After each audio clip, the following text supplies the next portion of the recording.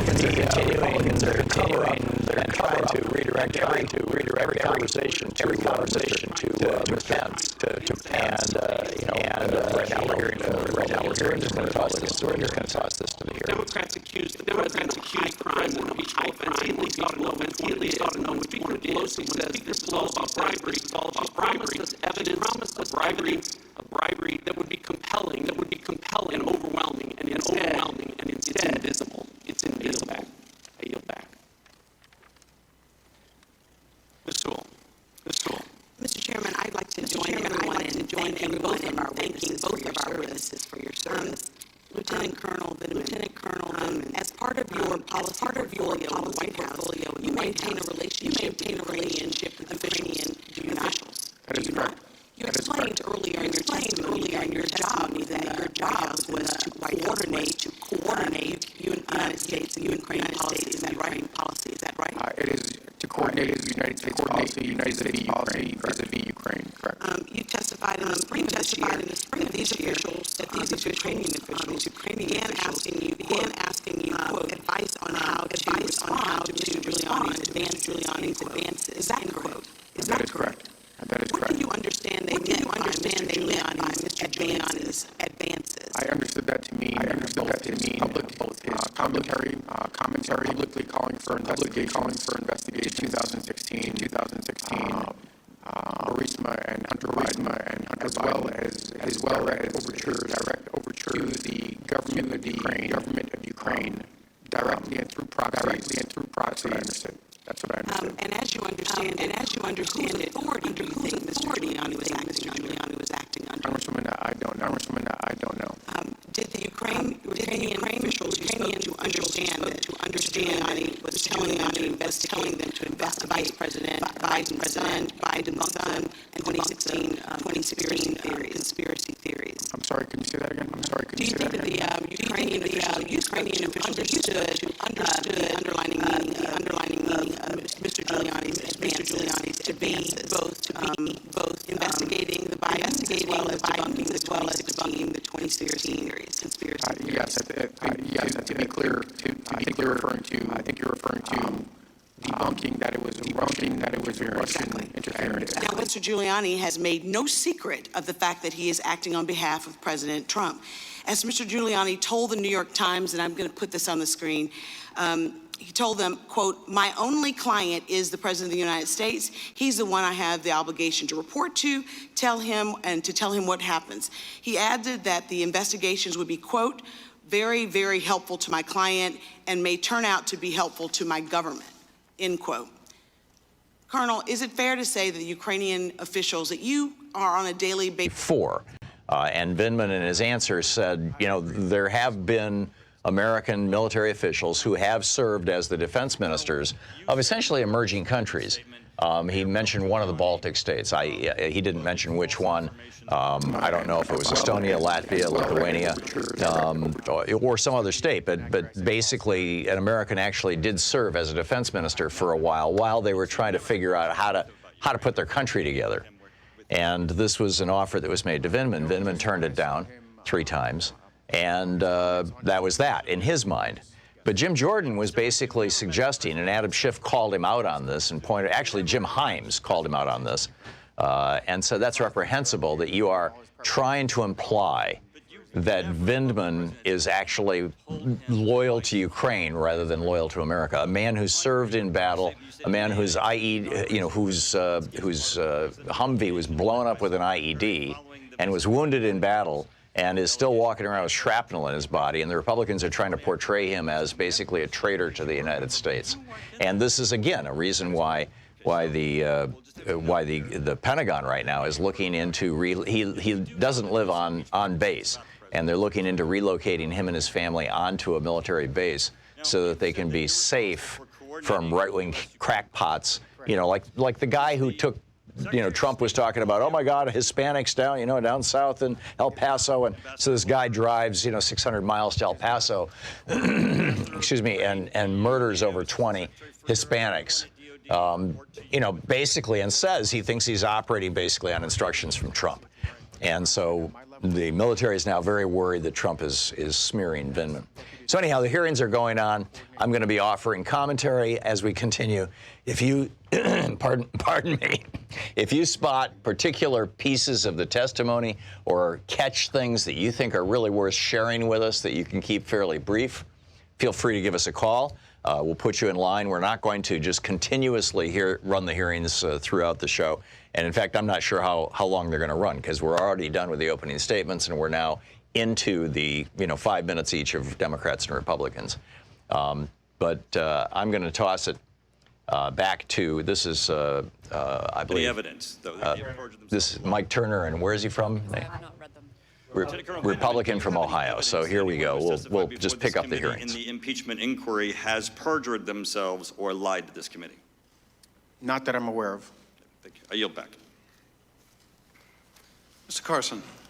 Thank you, Chairman Schiff. I yield to the chairman. I thank the gentleman for yielding.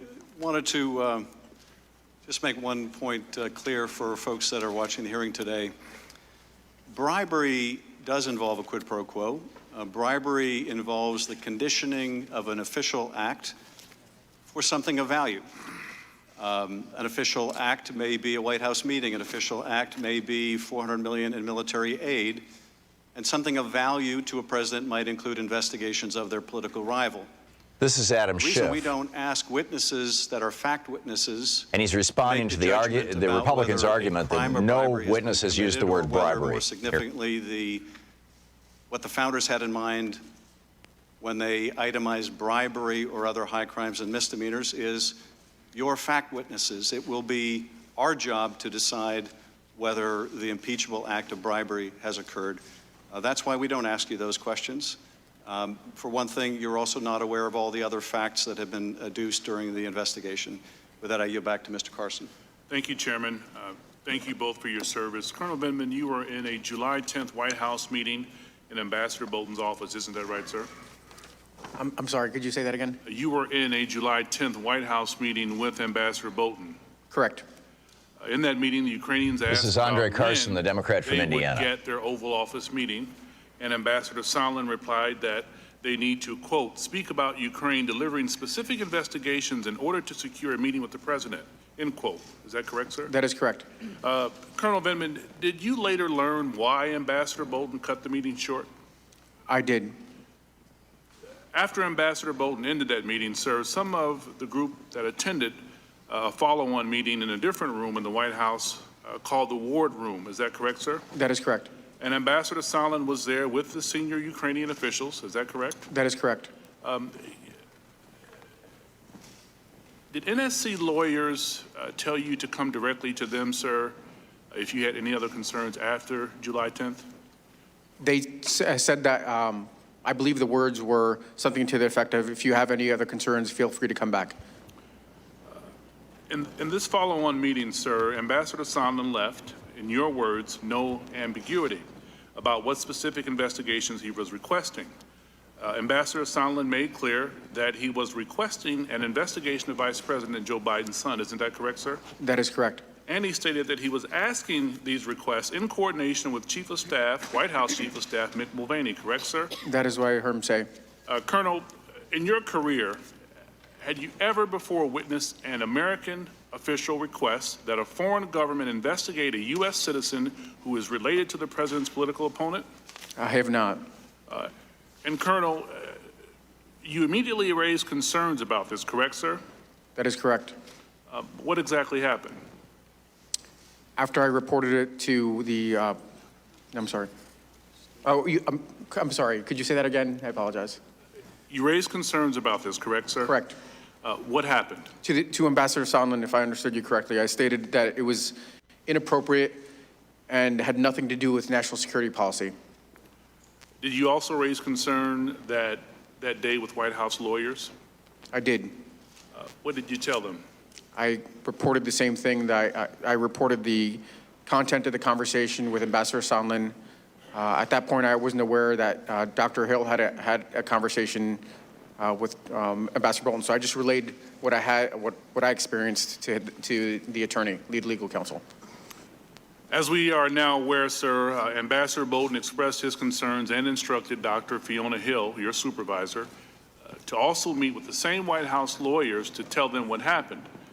Colonel Vindman, I agree that there is no question that Ambassador Sondland was proposing a transaction to Ukrainian officials trading White House meetings for specific investigations, with the full awareness of the President's Chief of Staff, White House attorneys, and his National Security Advisor. In my view, sir, that's appalling. Thank you both for your service. I yield back to the chairman. We're going back to Adam Schiff now. I would who is just the point chair. out as well that when the matter does move to the Judiciary Committee and no decision has been made about the ultimate resolution, the White They're House, basically trying through to its point out counsel, that will this have is the bribery. opportunity to submit or make a submission to the Judiciary Committee. I now turn to Dr. Wenstrup.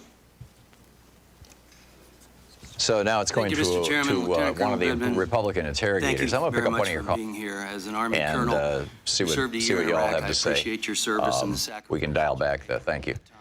Dave in Federal Way, Washington. Dave, you're a former intelligence officer, if I'm recalling correctly.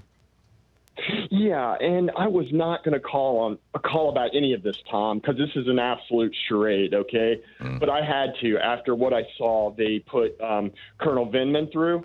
Look, Colonel Vindman was in Fallujah, all right? That is, no one should question his dedication to his country, all right? But the main thing I want to point out is how the Trump administration is abusing the classification system. And you don't have to be an intelligence professional to figure it out. All you got to use is your critical thinking skills, okay?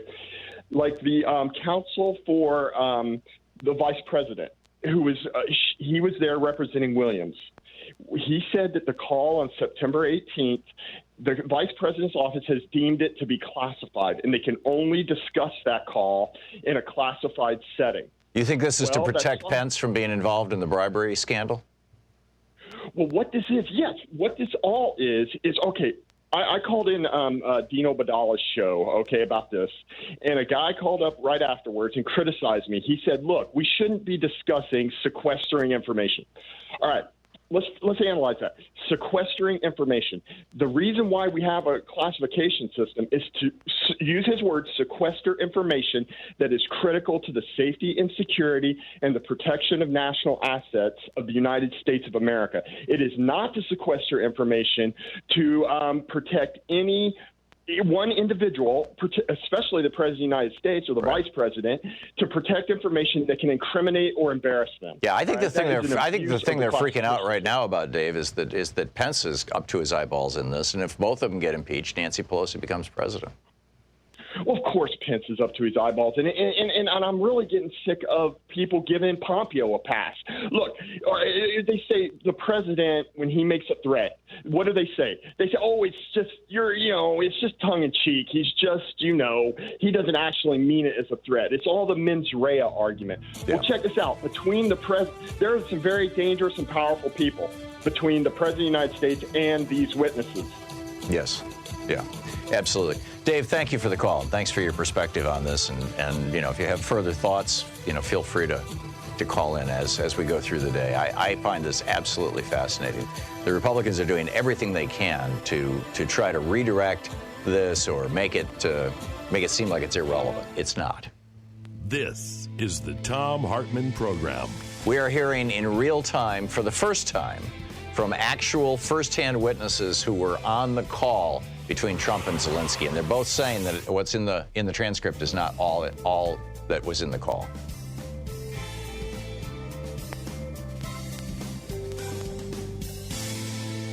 Not typically what would happen. It would be, frankly, it would be Ambassador Bolton.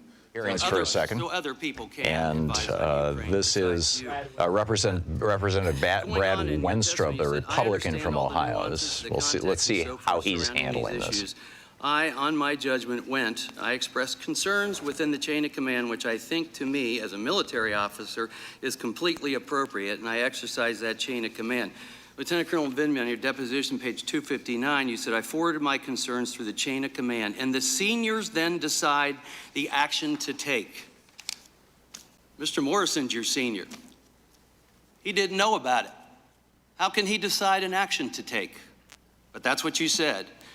In Mr. Morrison's deposition, page 60, the question is, at what point did you learn that Lieutenant Colonel Vindman went to Eisenberg? He said, He said, about the 25th phone call? He said, yes, in the course of reviewing for this proceeding, reviewing the open record.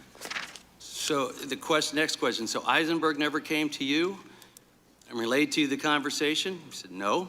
He said, Ellis never did either. He's trying to portray Vindman as some guy who's like pursuing his own agenda. So Mr. Morrison was skipped in your chain of command about your other concerns.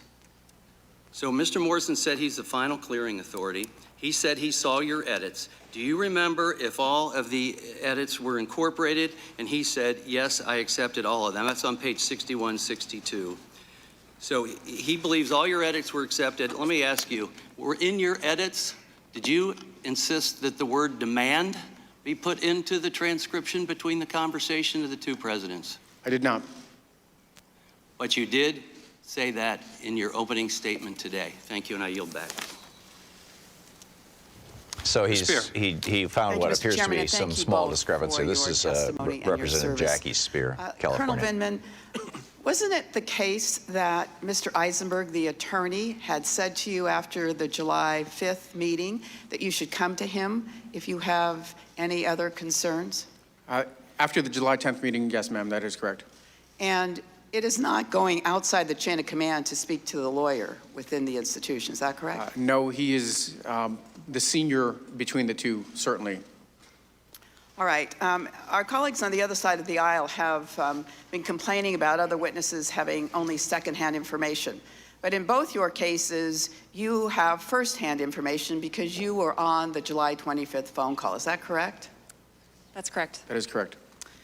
Now, Colonel, you in your comments today said, I want to state that the vile character attacks on these distinguished and honorable public servants is reprehensible. Would you like to expand on that at all? Ma'am, I think they stand on their own. I don't think it's necessary to expand on it. So in both your situations, since you have given depositions, since those depositions have been made public, have you seen your experience in your respective jobs changed, or have you been treated any differently? I have not, no. Since the report on the July 25th, as I stated, I did notice I was being excluded from several meetings that would have been appropriate for my position. So in some respects, then, there have been reprisals. I'm not sure if I could make that judgment. I could say that it was out of the course of normal affairs to not have me participate in some of these events. Thank you. In preparation for the July 25th phone call, it's standard for the National Security Council to provide talking points. Is that correct? Correct. Because the words of the president carry incredible weight. Is that not correct? That is correct. So it's important to ensure that everyone has carefully considered the implications of what the PG&E president might say to a foreign leader. It costs $1 million a mile that is to bury power lines. Colonel Vindman, so you are the National Security Council's director for Ukraine. Did you participate in preparing the talking points for the president's call? $1 million a mile to bury the lines. I prepared them. PG&E in recent prepared them. They were then reviewed and edited by multiple senior officers at the NSC and the White House. Is that correct? That is correct.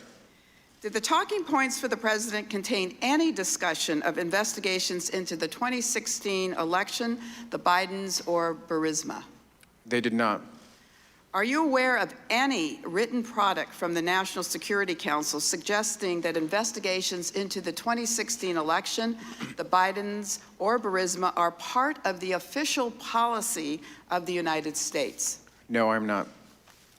Some of President Trump's allies have suggested that the president requested these investigations for official policy reasons as part of some plan to root out corruption in Ukraine.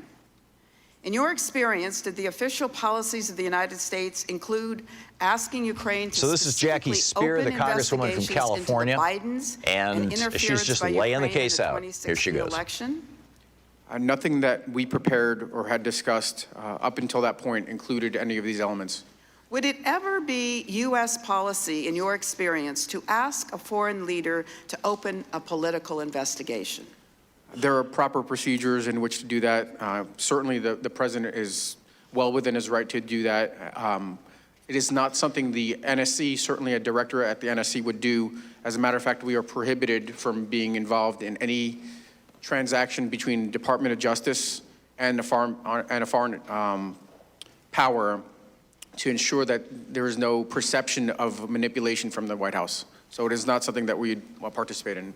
Ms. Williams, in your experience, did the official policies of the United States include asking Ukraine to open investigations into the Bidens?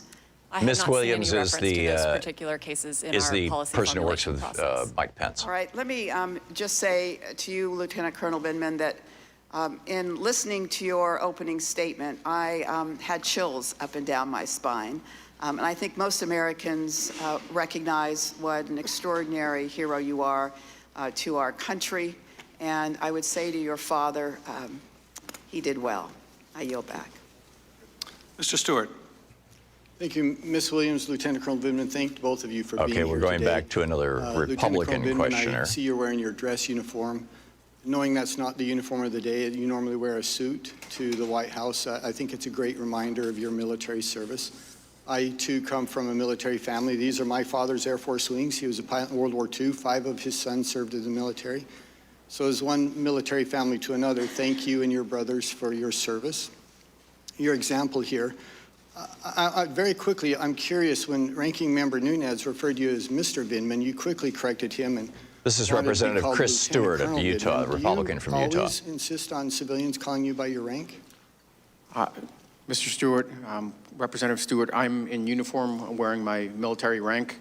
I just thought it was appropriate to stick with that. Well, Because, I I'm sorry, assure you Mr. he Stewart, meant no, I assure you apologize. he meant no Because disrespect. I don't believe he did, but the attacks that I've had in the press, in Twitter, have kind of eliminated the fact that either marginalized me as a military officer or... Listen, I'm just telling you that the ranking member meant no disrespect to you. I believe that. I'd like to go back to your previous testimony earlier today. Amazing. Devin Nunes had said, Mr. Vindman, and Vindman had said, sir, please call me Lieutenant Colonel Vindman. And it turns out now, under questioning from the Republican from Utah, Mr. Stewart, that the reason Vindman said that is because of all the attacks and threats he's getting from these crazed right-wingers who listen to right-wing hate radio and watch Fox so-called news. We'll be back. You're listening to the Thom Hartmann Program. Call 202-808-9925. It's the impeachment hearings. Today it's Jennifer Williams and Lieutenant Colonel Alexander Vindman.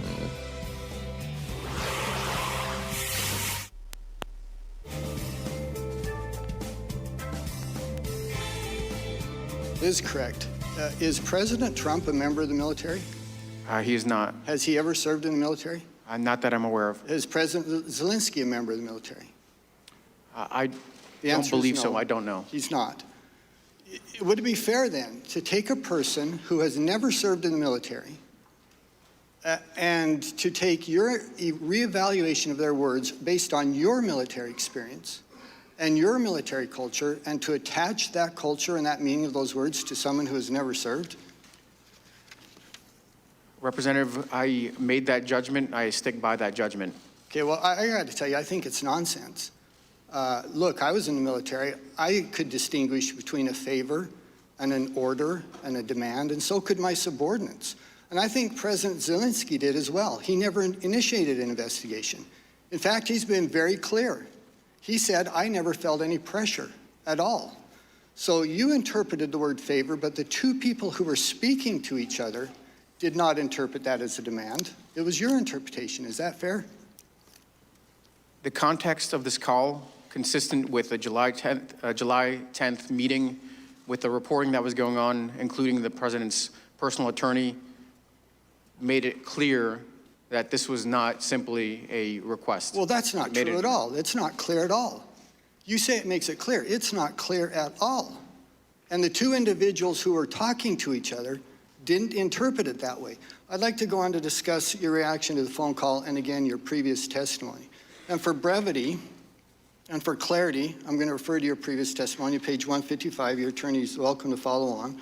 Quoting you, Lieutenant Colonel Vindman, I did not know whether this was a crime or anything of that nature. I thought it was wrong. And I'd like to key on the word wrong here because we're going to come back to that.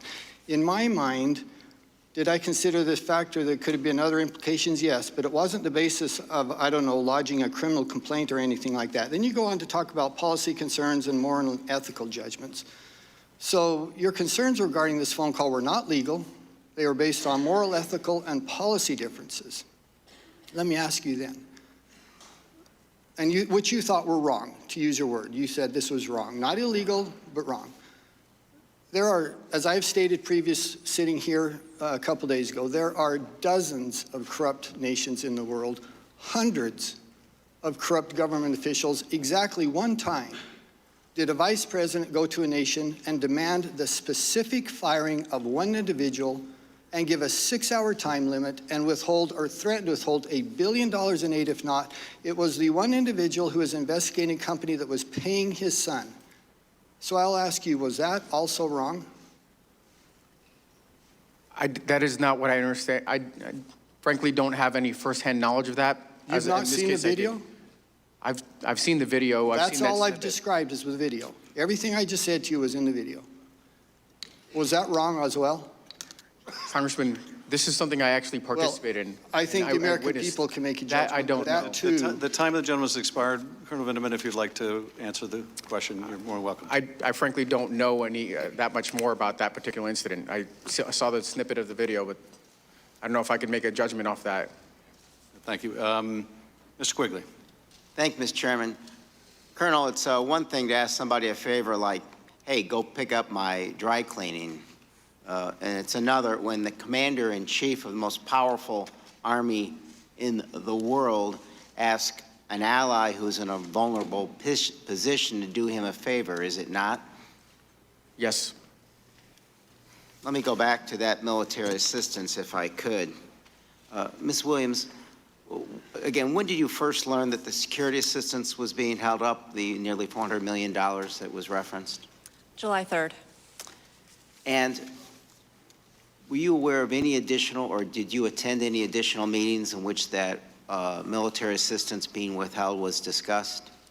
I did. I attended meetings on July 23rd and July 26th where the security assistance hold was discussed. I believe it may have also been discussed on July 31st. And at that point, did anyone provide a specific reason for the hold?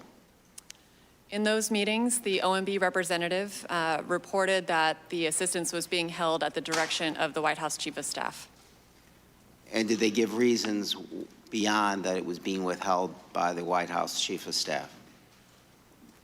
Not specifically. The reason given was that there was an ongoing review whether the funding was still in line with administration priorities. Did anyone in any of those meetings or in any other subsequent discussion you had discuss the legality of withholding that aid? There were discussions, I believe, in the July 31st meeting and possibly prior as well, in terms of Defense and State Department officials were looking into how they would handle a situation in which earmarked funding from Congress that was designated for Ukraine would be resolved if the funding continued to be held as we approach the end of the fiscal year. And from what you witnessed, did anybody in the national security community support withholding the assistance? No. Colonel, again, just for the record, when did you first learn the security assistance was being withheld? On or about July 3rd. And what exactly had you learned from the State Department, I believe, that prompted you to draft the notice on July 3rd? So on or about July 3rd, I became aware of inquiries into security assistance funding in general. And welcome back. We're listening right now to the questioning of Alexander Vindeman and Jennifer Williams. This is Representative Mike Quigley, Democrat of Illinois. Earlier, a Republican congressman just a few moments ago had basically tried to get Vindeman. Vindeman had said that, earlier in his opening statement, that in the military, if a superior officer asks you for a favor, it's always interpreted as an order. No. You know, if a superior officer says, you know, I'd really like a cup of coffee, that's an order. Go get me a cup of coffee. Or I'd really like to see this contract or this negotiation worked out. That's an order. And Vindman took the President of the United States telling the President of Ukraine that, you know, please do me a favor and investigate Biden and see if you can prove that it was Ukraine who hacked the 2016 election. In his opinion, this was taken as an order. But then the Republican who followed, or the Republican who was questioning him just a moment ago, said, but Trump isn't in the military. He's never served in the military. He doesn't know that in military culture that's the case. And Zelensky's not in the military, and he never served in the military. And how would he know that, you know, when a superior asks for something, that's an order? And Vindman said, I stand by my belief that Zelensky interpreted Trump's demand as an order. And the Republican says, but he never opened the investigation. And Vindman didn't essentially reply to that, but I would say that the obvious answer is that the whistleblower's release on September 9th led to the release of the money on September 11th, and so there was no need to follow the order. Although right now, the Ukrainian president and the Ukrainian minister of defense are saying, hey, it's all good, Trump did nothing wrong, there was no pressure, which is going to be one of the big challenges. So here we have now Elise Stefanik, whose challenger, whose Democratic challenger now has raised over $1 million in the last couple of days. She's the new star, the new Republican pit bull star. So let's listen to what she has to say. Ukraine. 2, highlighting for the public that by law, aid to Ukraine requires anti-corruption efforts. And 3, who in our government has the decision-making authority when it comes to foreign policy and national security matters? So on corruption in Ukraine, as Ambassador Yovanovitch testified, one of the key reasons why President Zelensky was overwhelmingly elected by the Ukrainian people was that they were finally standing up to rampant corruption in their country. Would you both agree with the ambassador's assessment? Yes. Yes.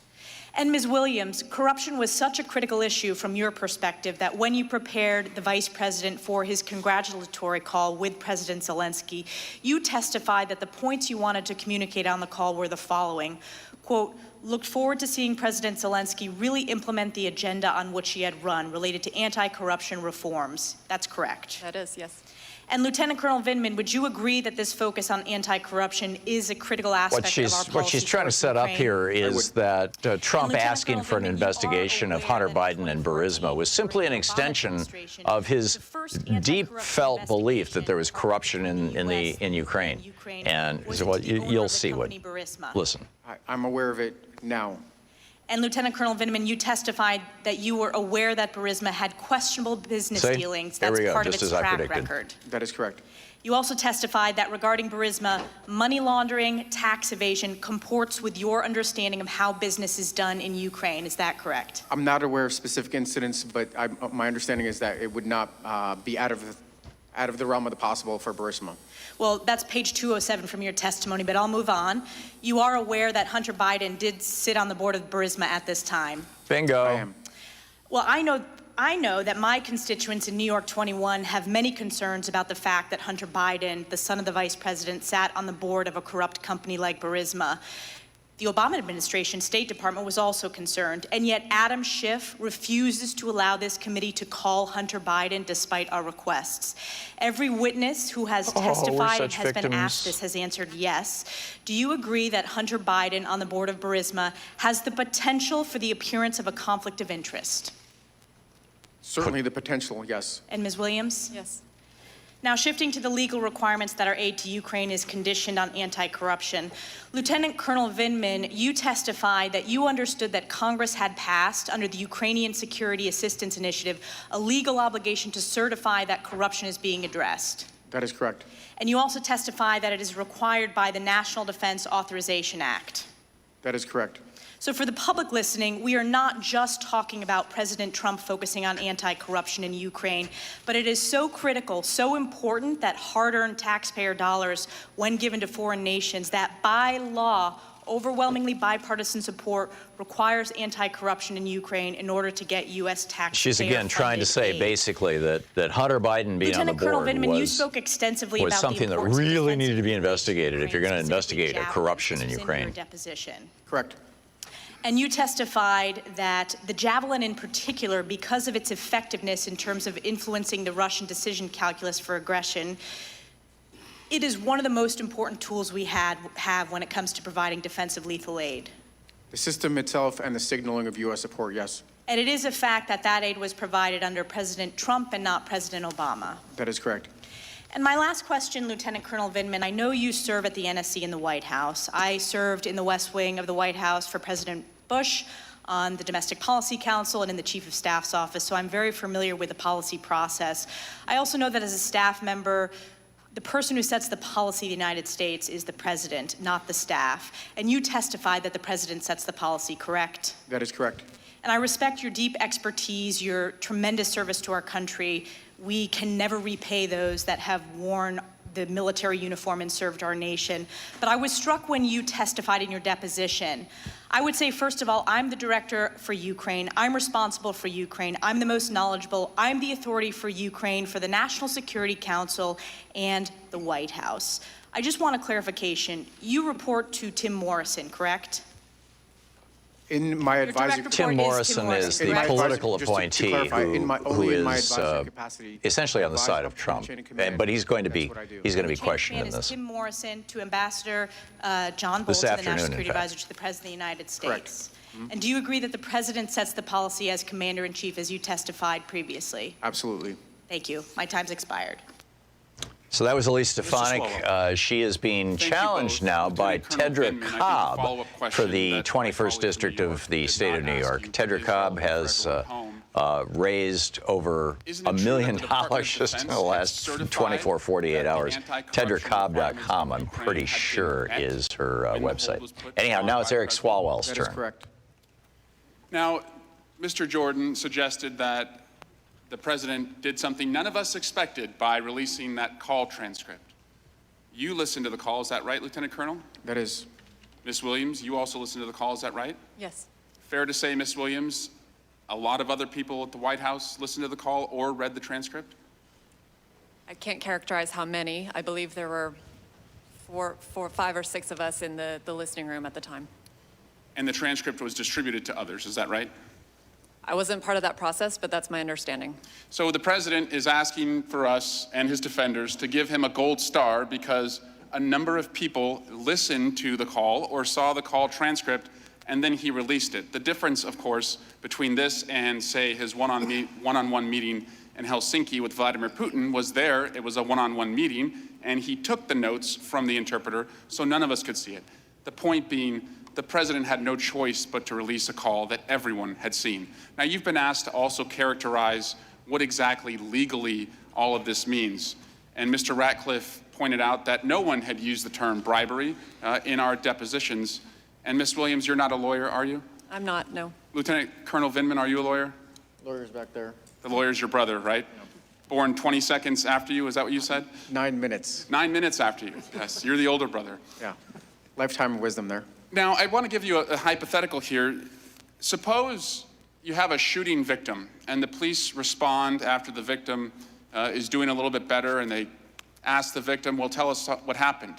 And the victim says, well, someone came up to my car, shot into the car, hit me in the shoulder, hit me in the back, hit me in the neck. Miraculously, I survived, but I can identify, who the person is that pulled the trigger. And the police say, okay, you were shot, you know who it is, but shucks, you didn't tell us that this was an attempted murder, so we're going to have to let the person go. Is that how it works in our justice system, that unless victims or witnesses identify the legal theories of a case, we just let people off the hook? Is that how it works, Lieutenant Colonel Vindman? I'm not an attorney, but it doesn't seem so. I don't think your brother would think so either.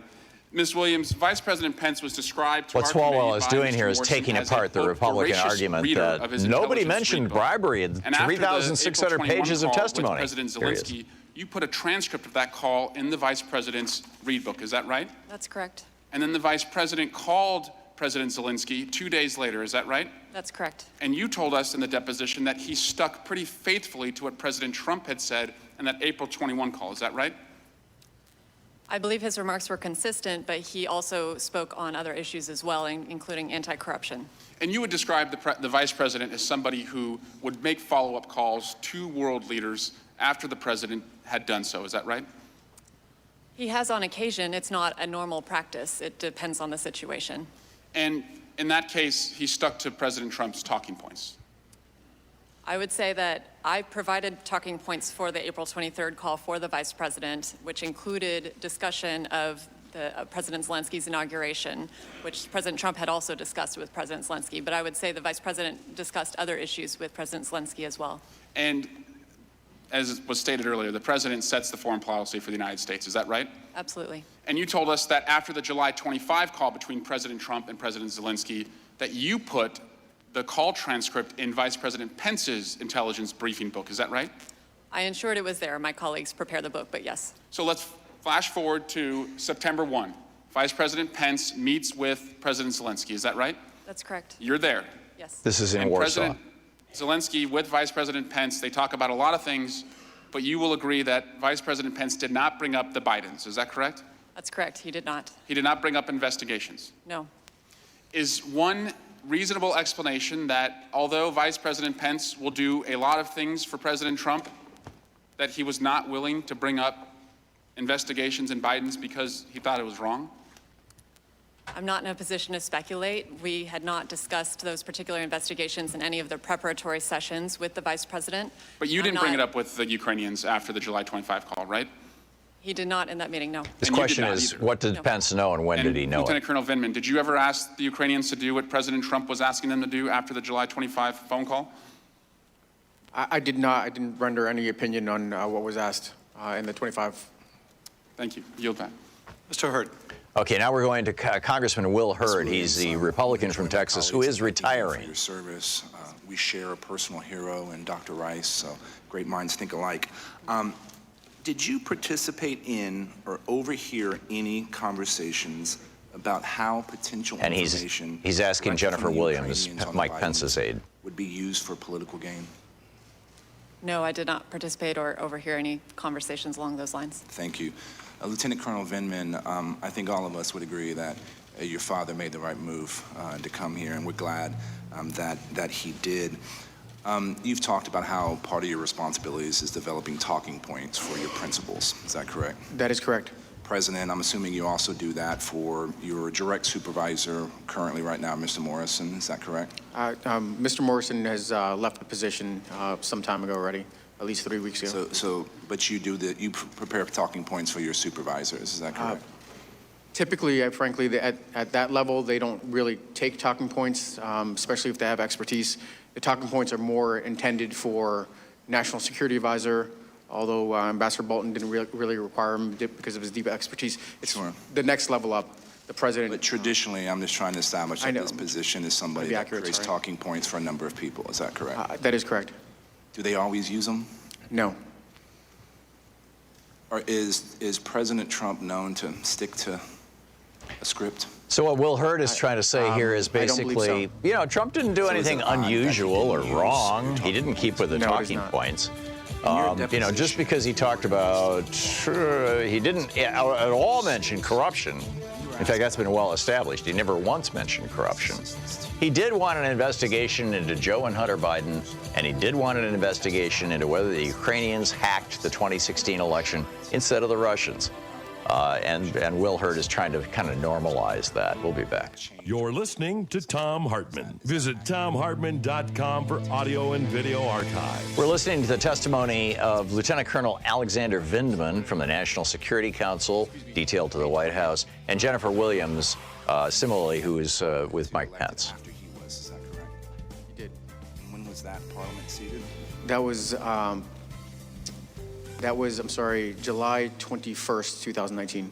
That was when they won, right? They weren't properly seated until August. Is that? That's right. That's when they won, and they weren't seated until August. Your boss's boss, Ambassador Bolton, traveled to Ukraine in late August, right? August 27, 28. Is that correct? That is correct. Did he take you with you? Did he take you with him? He didn't. We know from other witnesses that when Ambassador Bolton was there, he met with President Zelensky and his staff, and they talked about how they were visually exhausted. because one of the things that President Zelensky did during that time period was change the Ukrainian constitution to remove absolute immunity from Rada deputies, right? Some of their parliamentarians, because that had been the source of raw corruption for a number of years. Is that accurate? That is accurate. Were you aware of this important change to Ukrainian law? Of course. Yep. And you don't believe that's a significant anti-corruption effort? No, it is significant. It's pretty significant, correct.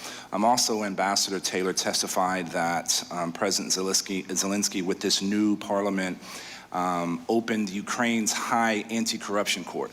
Right, this had been an initiative that many folks and in our State Department had been pushing to happen, and that was established in that time frame. Were you aware of this? Yes.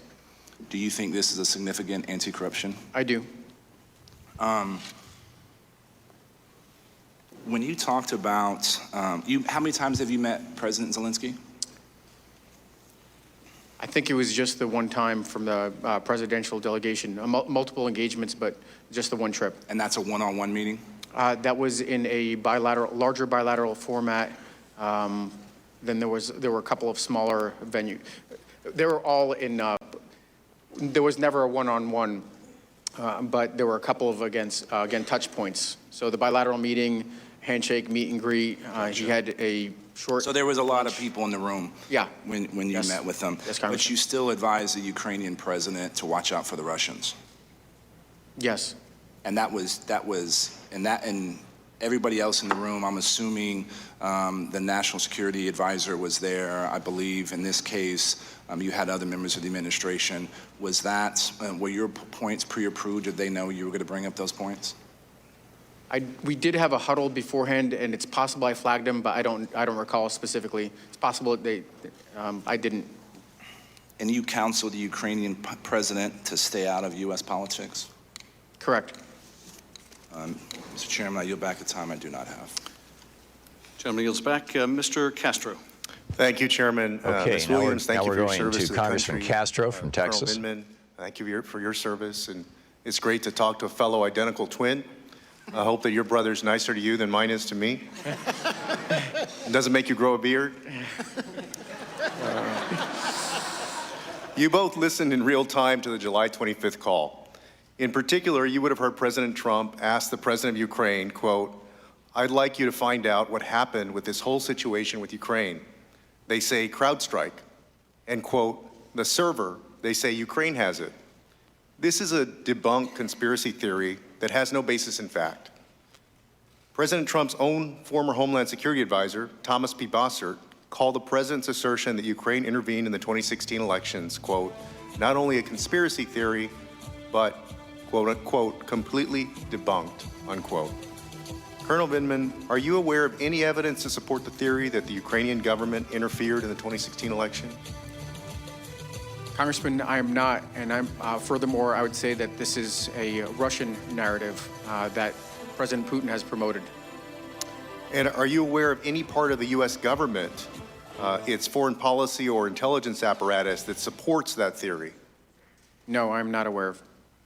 You are aware that other parts of the U.S. government, our intelligence community, for example, has said definitively that it was the Russians who interfered in the 2016 elections? That is correct. It seems incredibly odd, though, unfortunately, but not inconsistent to me, that President Trump would be giving credence to a conspiracy theory about Ukraine that helps Russia really in at least two ways. First, it ignores and frankly undermines the assessment of the U.S. intelligence community and seeks to weaken a state dependent on the United States' support to fight Russian aggression.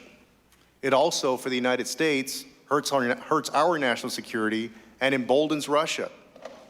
And I want to look at what President Trump was doing on his call instead of pushing back against Russian hostility. He was pressuring Ukraine to do his political work.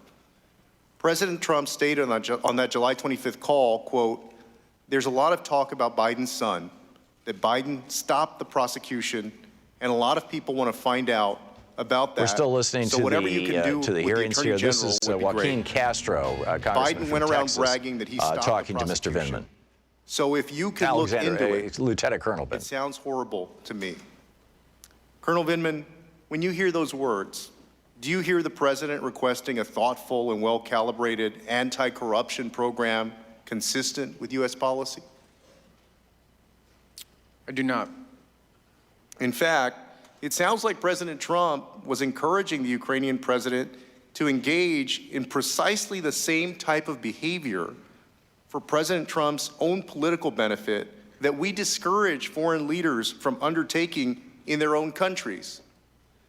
And discouraging other countries from undertaking politically motivated investigation is, in fact, a major part of official U.S. anti-corruption policy. Is that correct? That is correct.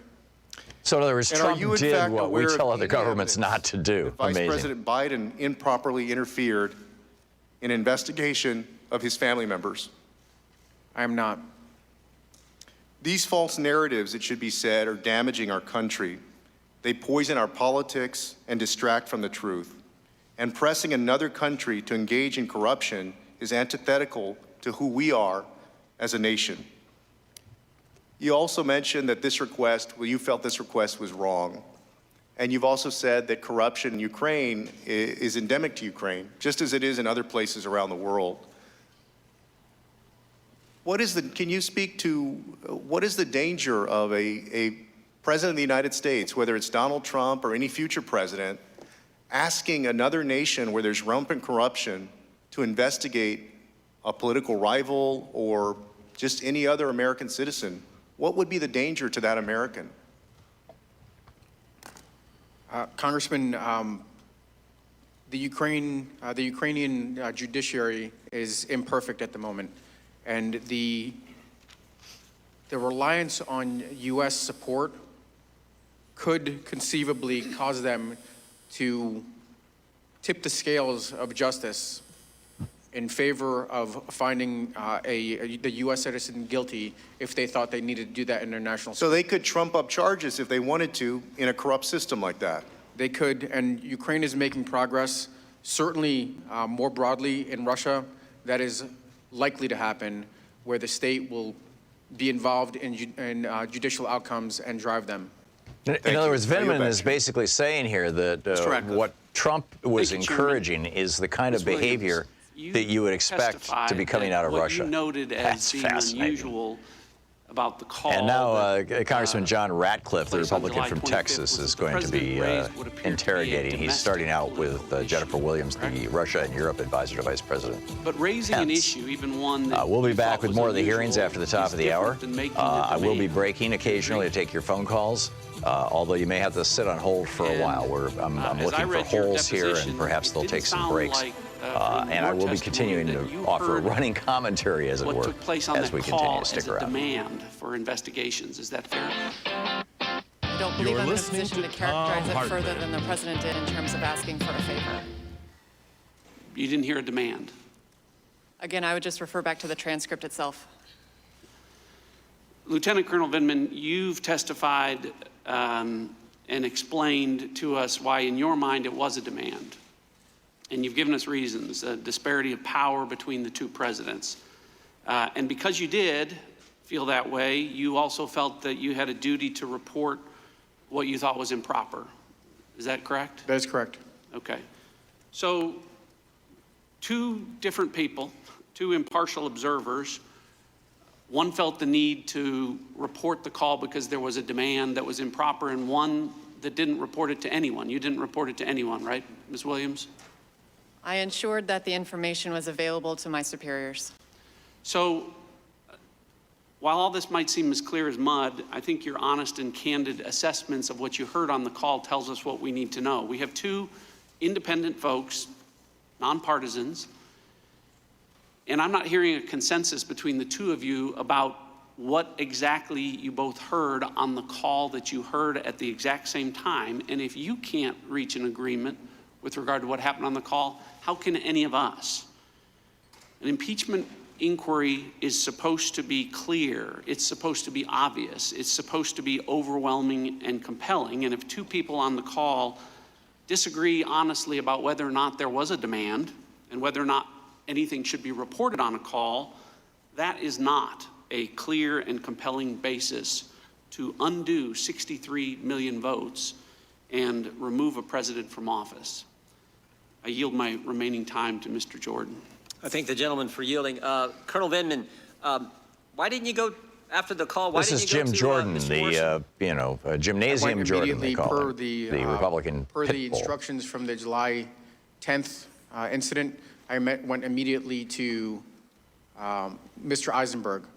After that, once I made that expressed my concerns, it was an extremely busy week. We had a PCC just finish.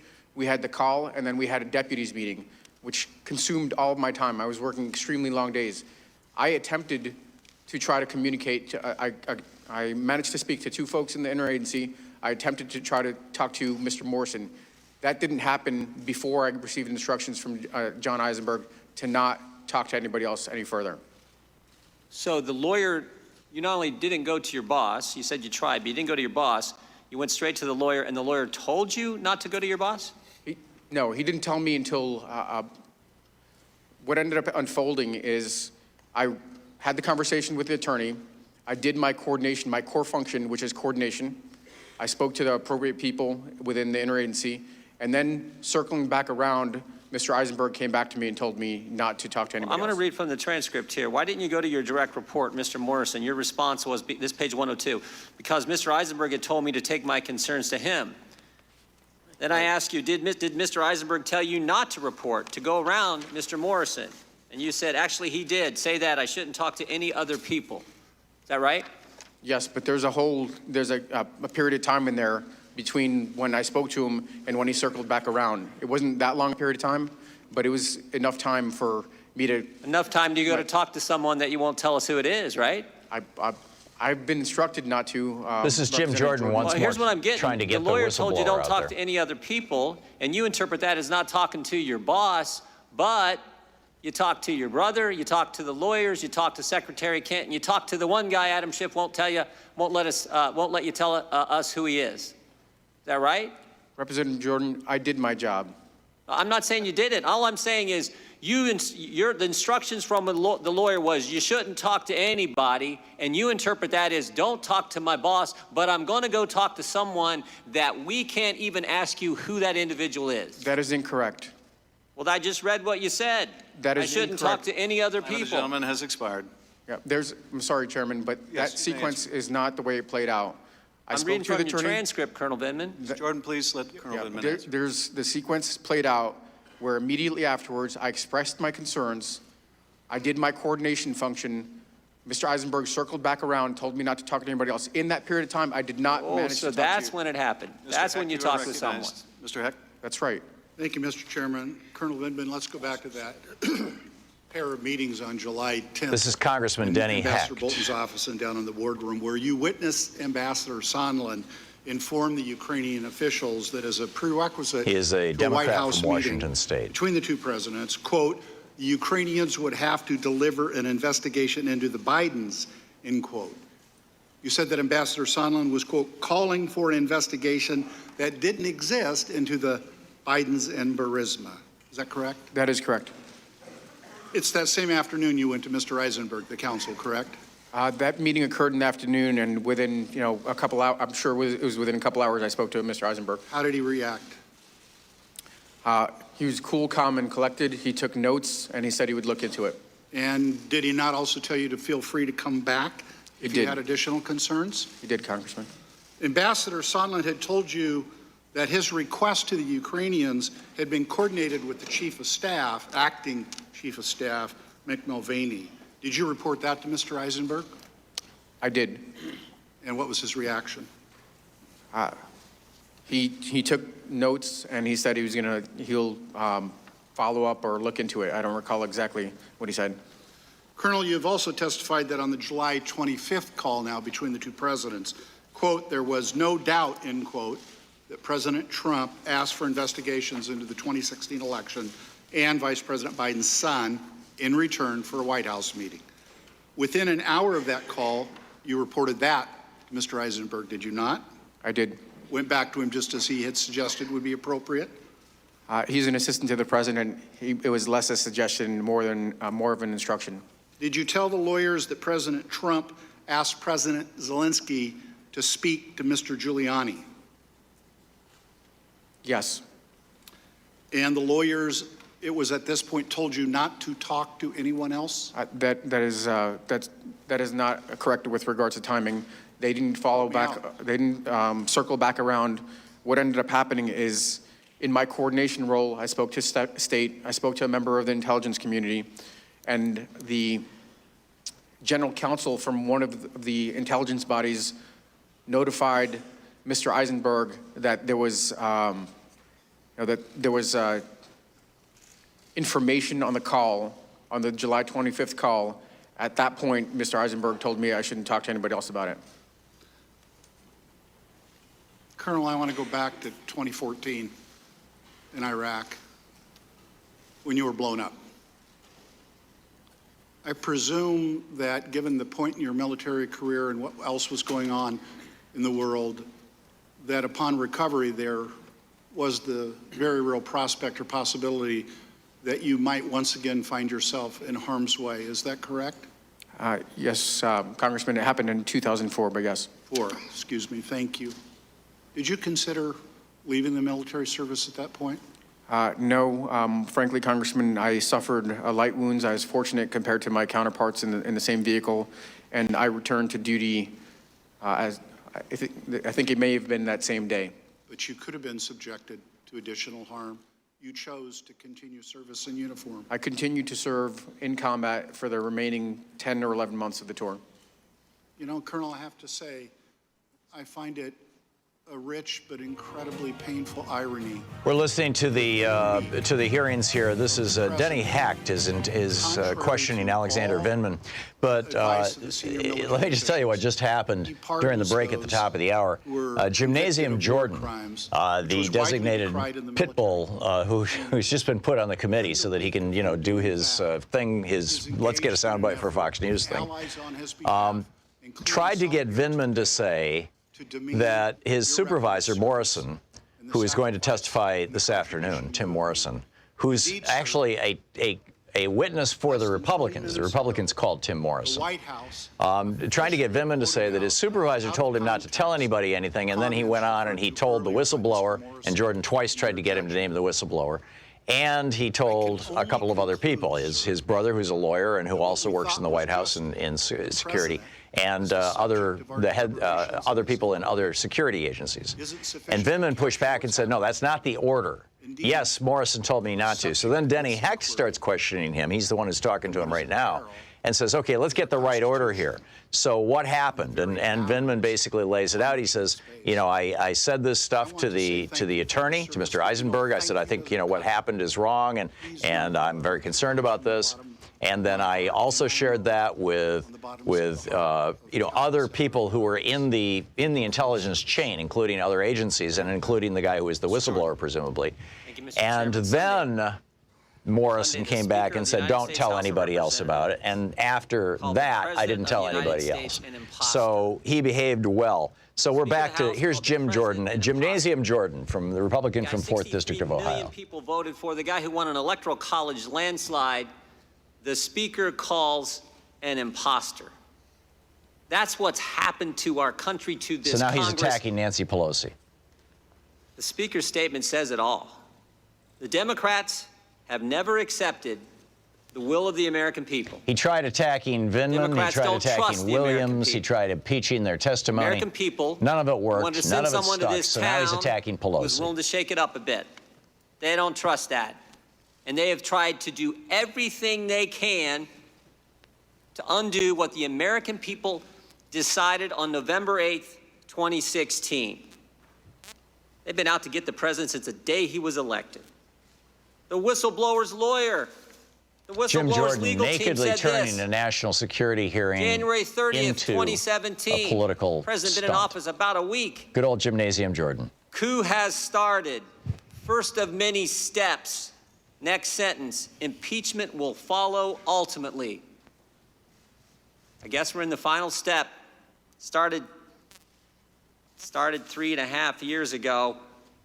Congressman Tlaib started this Congress. First day of Congress said, impeach the president. Representative Green said, if we don't impeach him, the president's going to win re-election. We got to do it. Most importantly, 5 Democrat members of this committee voted to move forward with impeachment before the phone call ever happened. The truth is, the attacks actually started before the inauguration, even before the election. The ranking member talked about this in his opening statement. July 2016. This is FBI just the ongoing blithering here by Gymnasium Jordan trying to basically trying to get the Republican talking points out. So let's pick up some of your phone calls here. Will in Broomfield, Colorado. Will, you're on the air. Hey, Tom.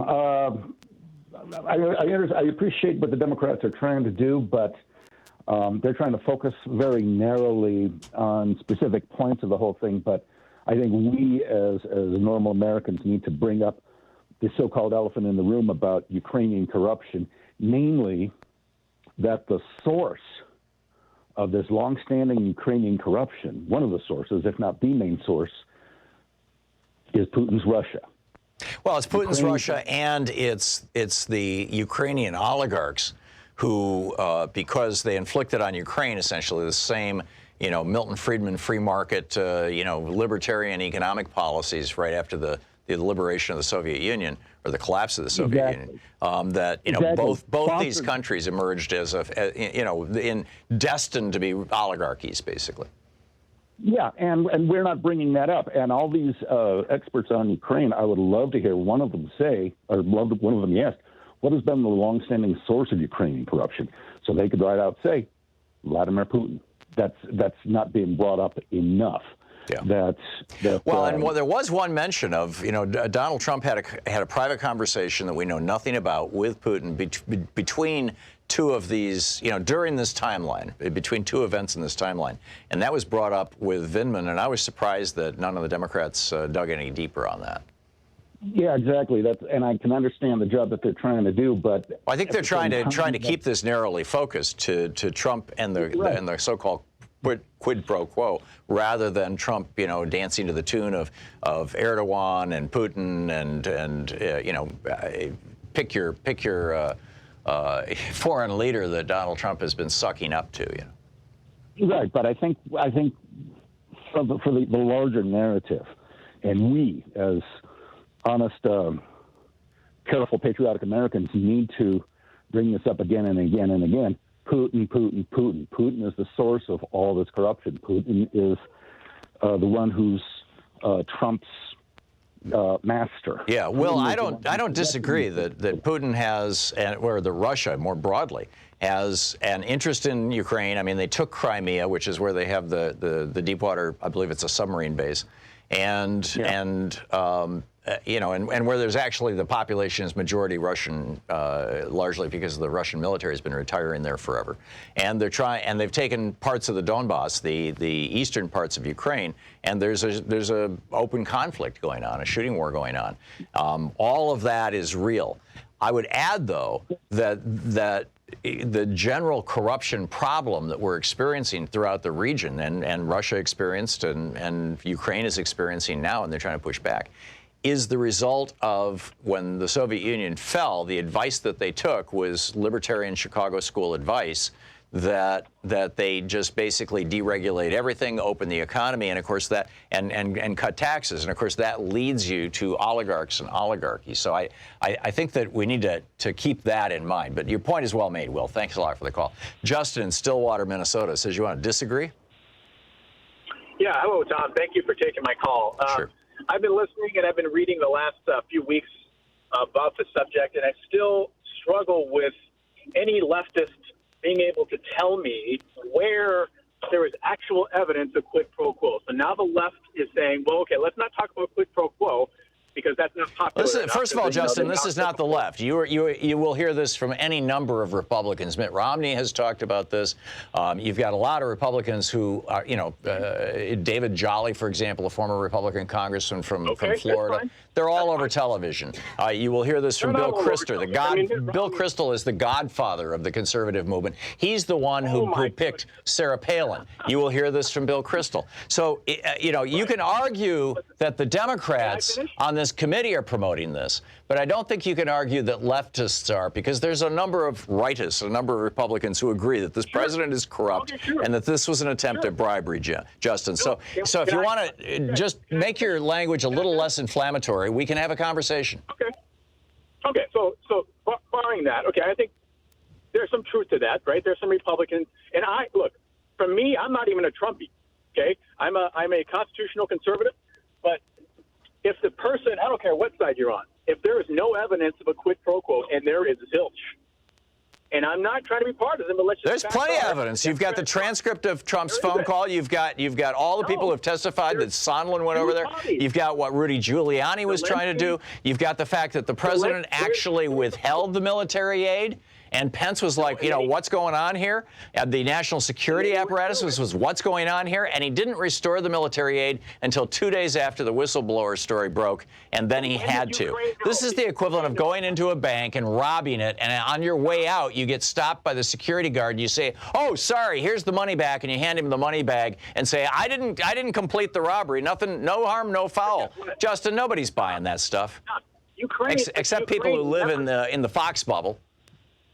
I don't live in the Fox, but I read everything. So yeah, right. So Ukraine, well, you can say all right all you want, Tom. We know what side you're on, no matter what it is. So yeah, Tom, the side that I'm on is let's have an honest discussion about what's going on here. Not let's try to pretend that none of this stuff happened. Trump withheld $391 million worth of military aid for Ukraine, and he was going to continue to withhold it until they finally gave him the Biden investigation, which they were on the verge of doing. Zelensky had made he's going to go on CNN, and then the whistleblower came out. This is the Thom Hartmann Program. And this, of course, is why we've seen, I believe, 3 attempts now this morning to get the name of the whistleblower on the record. We'll be back.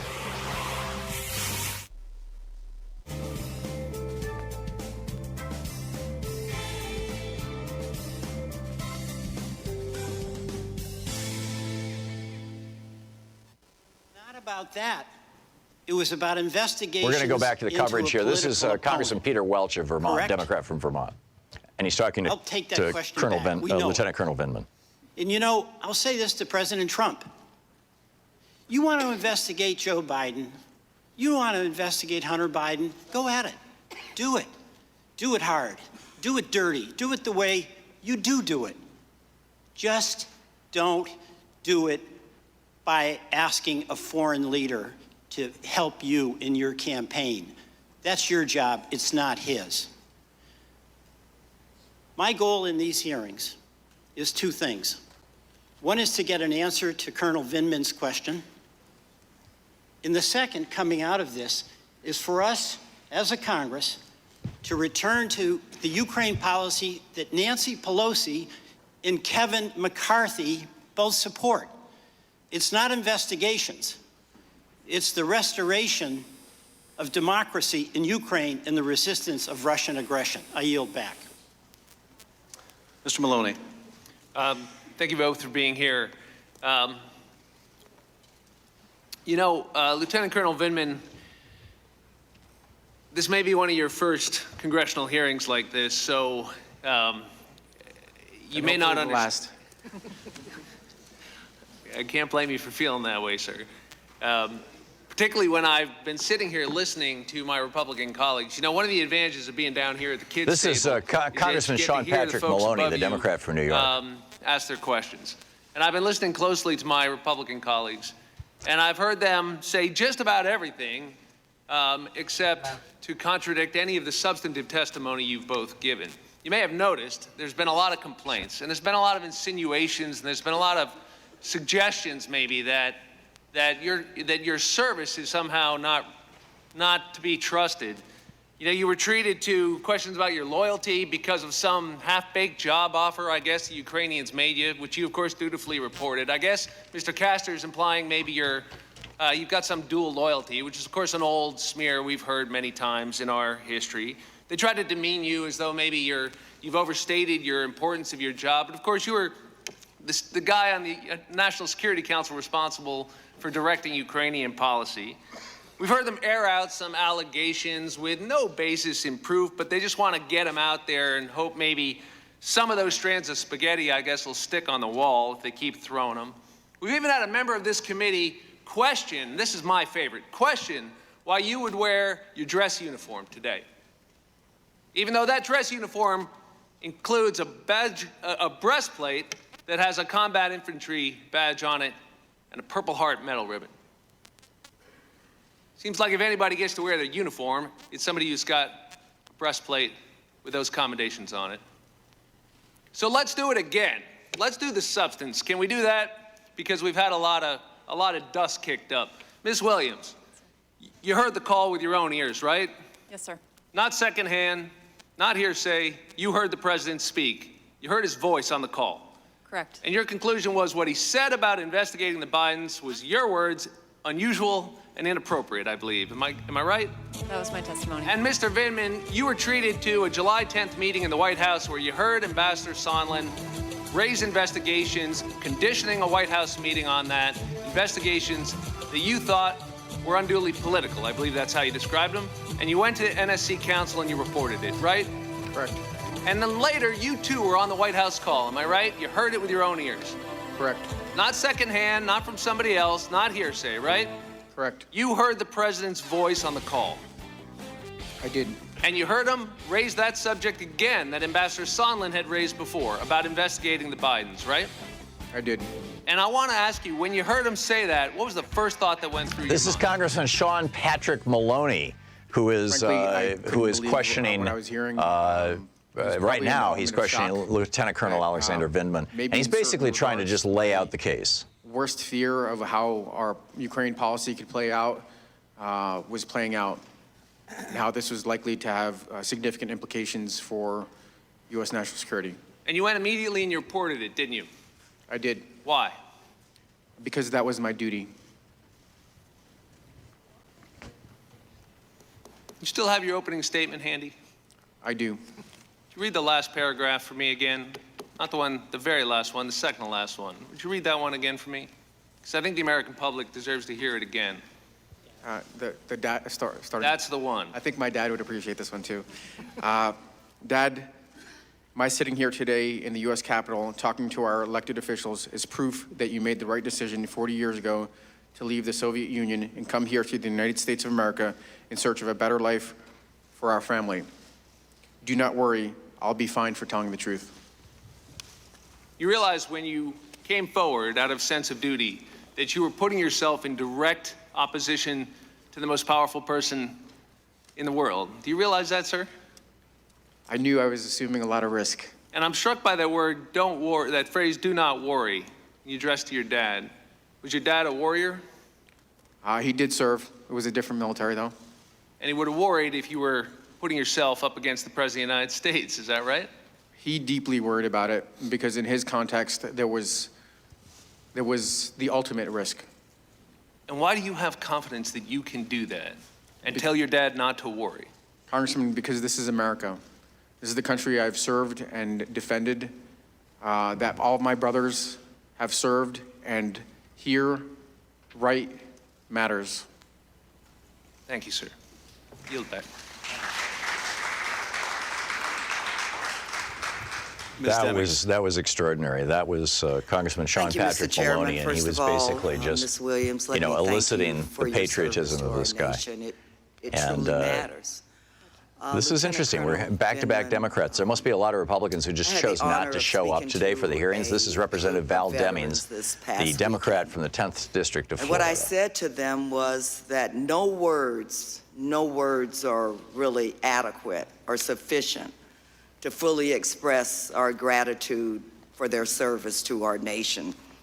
So, Lieutenant Colonel Vindman, today I say to you, there are no words that are sufficient to fully express our gratitude to you for what you have done for our nation and, amazingly, what you are still willing to do for our nation. It is vitally important that the American people understand how President Trump's unethical demand that Ukraine deliver politically motivated investigations in exchange for military assistance created a security risk for our the United States of America national security. The president was not just playing a political game by upholding military aid and meetings with Ukraine, threatening the hundreds of millions of dollars of military assistance that Congress had appropriated has real-life consequences for Ukraine and for the USA. In your deposition, Colonel Vindman, you testified, and I quote, "A strong and independent Ukraine is critical to our security interests." Could you please explain why a strong and independent Ukraine is so critical and why it is so vital to U.S. interests? We sometimes refer to Ukraine as a frontline state. It's on the front line of Europe. They have actually described to me, the Ukrainians, that they consider themselves as a barrier between Russian aggression and Europe. And what I've heard them describe is the need for U.S. support in order to serve this role, in order to protect European and Western security. Lieutenant Colonel, this is not just a theoretical conflict between Ukraine and Russia. You've already said this morning that Russia is actively fighting to expand into Ukraine, that Ukraine is in a hot war with Russia right now. Is that correct? It's stable, but it's still a hot war. And isn't it true, Lieutenant Colonel, that even if the security assistance was eventually delivered to Ukraine, the fact that it was delayed, just that fact, could signal to Russia that the bond between Ukraine and the U.S. was weakening? That was the concern of myself and my colleagues. And was the risk of even the appearance that the U.S.-Ukraine bond is shaky is that it could embolden Russia to act with more aggression? Would you say that's correct? I believe that was my testimony. Just last month during an interview, President Putin joked about interfering in our political elections. I can only guess that's what we have become to Russia and its president. I think he felt emboldened by the president's reckless actions, both attempts to hold critical military aid from Ukraine and President Trump's effort to blame Ukraine, not Russia, for election interference. Ms. Williams and Lieutenant Colonel Vindman, I can only say that every American, regardless of our politics, should be critically concerned about that. And let me just say this, yes, we do trust the American You're listening people. to the Thom Hartmann Program. what? Call The American 202-808-9925. We're listening to the hearings of the Intelligence Committee protect, today. and Jennifer defend Williams and Lieutenant Colonel Alexander Vindman will be back in just a United moment. States against all enemies, foreign and domestic. And we intend to do just that. Thank you again for your service. Mr. Chairman, I yield back. Mr. Krishnamurthy. Good afternoon, Lieutenant Colonel Vindman and Ms. Williams. Thank you for your service. Lieutenant Colonel Vindman, I'm concerned that your loyalty has been questioned not just because you're bringing forward evidence of wrongdoing against the President of the United States, but because you're an immigrant. Recently, Fox News host Brian Kilmeade said he, meaning you, were born in the Soviet Union, emigrated with his family young. He tends to feel simpatico with the Ukraine. I find this statement reprehensible because it appears that your immigrant heritage is being used against you. Lieutenant Colonel, I came to this country when I was 3 months old. Your family fled the Soviet Union and moved to America when you were just 3.5 years old, right? Correct. And I understand that your father worked multiple jobs while also learning English, right? Correct. Your father stressed the importance of embracing what it means to be an American, correct? That is correct. All your childhood memories relate to being an American, correct? That is correct. You and your family faced difficult times during your childhood, correct? Yes. I can relate. That's my story too. But your father went on to become an engineer, right? He reestablished himself in his former profession in the United States. I can relate. I got a BS in engineering. Of course, some people claim I practice the BS part now. Your father never gave up working hard to build his very own American dream, did he? He did not. Well, Lieutenant Colonel Vindman, your father achieved the American dream, and so did you and your family. From one immigrant American to another immigrant American, I want to say to you that you and your family represent the very best of America. I assume that you are as proud to be an American as I am, correct? Yes, sir. Sir, I want to turn your attention to Yuri Lutsenko. You called him a disruptive actor in your opening statement, correct? Correct. Mr. Lutsenko, the former prosecutor general in Ukraine, has made various claims about various Americans, right? Correct. You are unaware of any factual basis for his accusations against Ambassador Yovanovitch, right? Correct. He also was a source for an article by John Solomon in The Hill, right? That is correct. And you said that key elements of that article, as well as his accusations, are false, right? Correct. Lutsenko is not a credible source, correct? Correct. Sir, the other side claims that there was absolutely no pressure on this July 25th phone call. I think that's what we heard earlier, right? I believe so. And this is Representative Krishnamurthy, a President Democrat Trump from Illinois. asked in terms of investigations on that phone call as a demand, correct? Correct. And you've pointed out the large power disparity between President Trump on the one hand and President Zelensky on the other, correct? Yes. There was pressure on that phone call, right? The Ukrainians needed the meeting. The Ukrainians subsequently, when they found out about it, needed the security assistance. So pressure was brought to bear on them, correct? I believe so. Sir, Colonel Vindman, last week we heard a decorated military veteran, namely Ambassador Bill Taylor, come before us. You interacted regularly with Ambassador Taylor, and you know him to be a man of integrity, and he's a patriotic American, isn't that right? Superb individual. I asked Ambassador Taylor a series of questions based on his experience as an infantry commander. I asked him, quote, is an officer allowed to hold up action placing his troops at risk until someone provides them a personal benefit? Ambassador Taylor responded, no, sir. Colonel Vindman, do you agree with Ambassador Taylor? I do. I then asked Ambassador Taylor, quote, is that because they would be betraying their responsibility to the nation? Ambassador Taylor responded, yes, sir. Colonel Vindman, do you agree with Ambassador Taylor? I do. I then asked Ambassador Taylor, quote, could that type of conduct trigger a court-martial? Ambassador Taylor said, yes, sir. Do you agree with Ambassador Taylor, Colonel Vindman? I do. Thank you for your service. Concludes the member questioning. Representative Nunes, you're recognized for any concluding remarks. So this is Devin Nunes with his concluding remarks, wrapping this is thing over. up. For those of you who have been watching it at home, the Democrats are no closer to impeachment than where they were 3 years ago.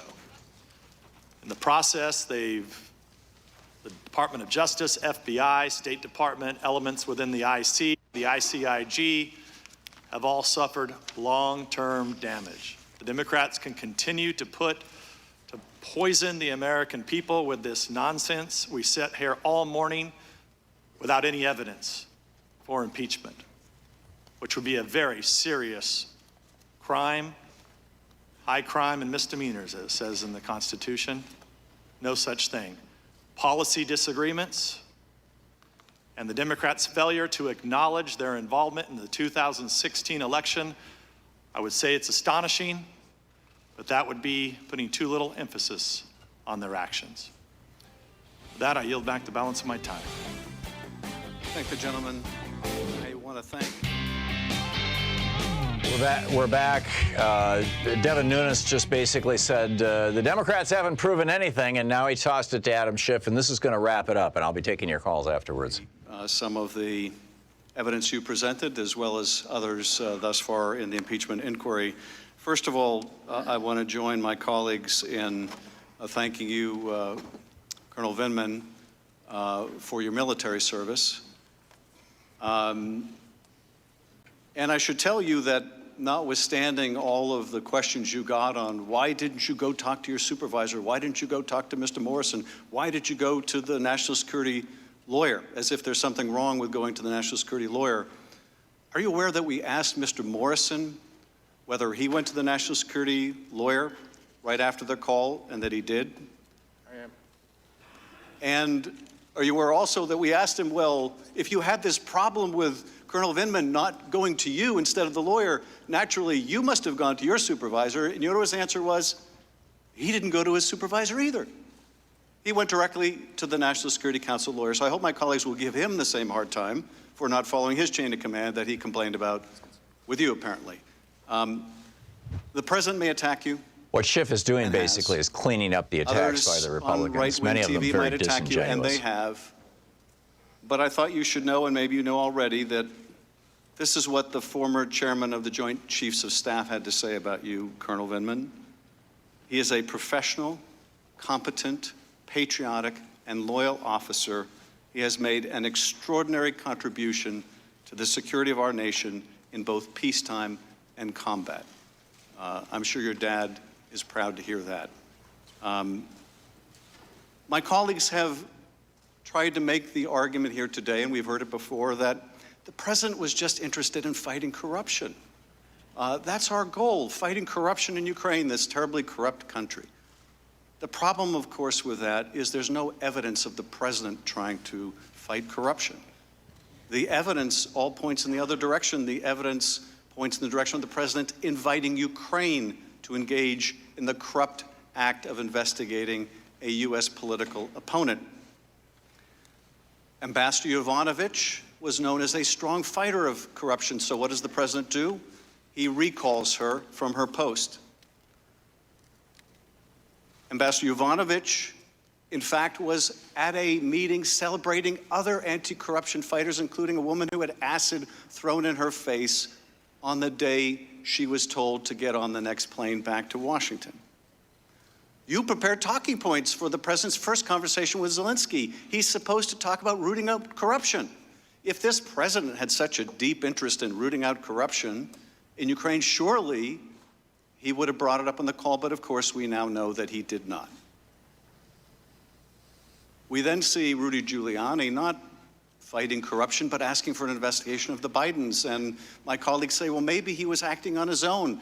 Even though he says he's acting as the president's lawyer, maybe he was really acting on his own. But the two investigations that Rudy Giuliani wanted come up in the meeting you participate in on July 10th at the White House, when Ambassador Sondland brings up the Bidens and Burisma in 2016, tells the Ukrainians who want that meeting at the White House, you got to do these investigations.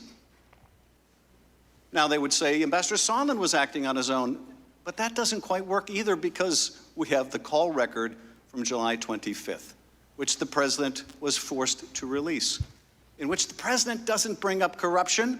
He doesn't say how those anti-corruption courts going or great work in the RADA. Of course not. What does the president say? I want you to investigate the Bidens and this debunk conspiracy theory pushed by Vladimir Putin. That also helps me in my reelection. So much for fighting corruption. The message to Ukraine, the real message to Ukraine, our U.S. policy message is, don't engage in political investigations. The message from the president, however, was the exact opposite. Do engage in political investigations, and do it for my reelection. And it's also made clear, if they want the White House meeting, and ultimately if they want $400 million in U.S. aid, this is what they have to do. The only lament I hear from my colleagues is, it wasn't successful. They got caught. They didn't get the political investigations, and they still had to release the money. Now, they still haven't gotten the White House meeting, but they had to release the money because a whistleblower blew the whistle. Whistleblower the president wants to punish. And because Congress announced it was doing investigations, and very soon thereafter, the president was forced to lift the hold on the aid. They argue, well, this makes it okay that it was a failed effort to bribe Ukraine, a failed effort to extort Ukraine. That doesn't make it better. It's no less odious because it was discovered and it was stopped.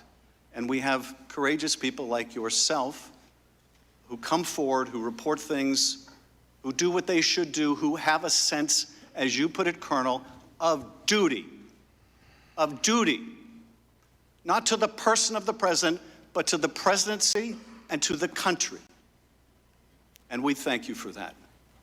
At the end of the day, I think this all comes back to something we heard from another career Foreign Service officer just last Friday in a conversation he overheard with the president in a restaurant in Ukraine, in which the president, not Rudy Giuliani, not anyone else, the president of the United States wanted to know, are they going to do the investigations? This is the day after that July 25th call. Are they going to do the investigations? And he's assured by Ambassador Sondland they're going to do it.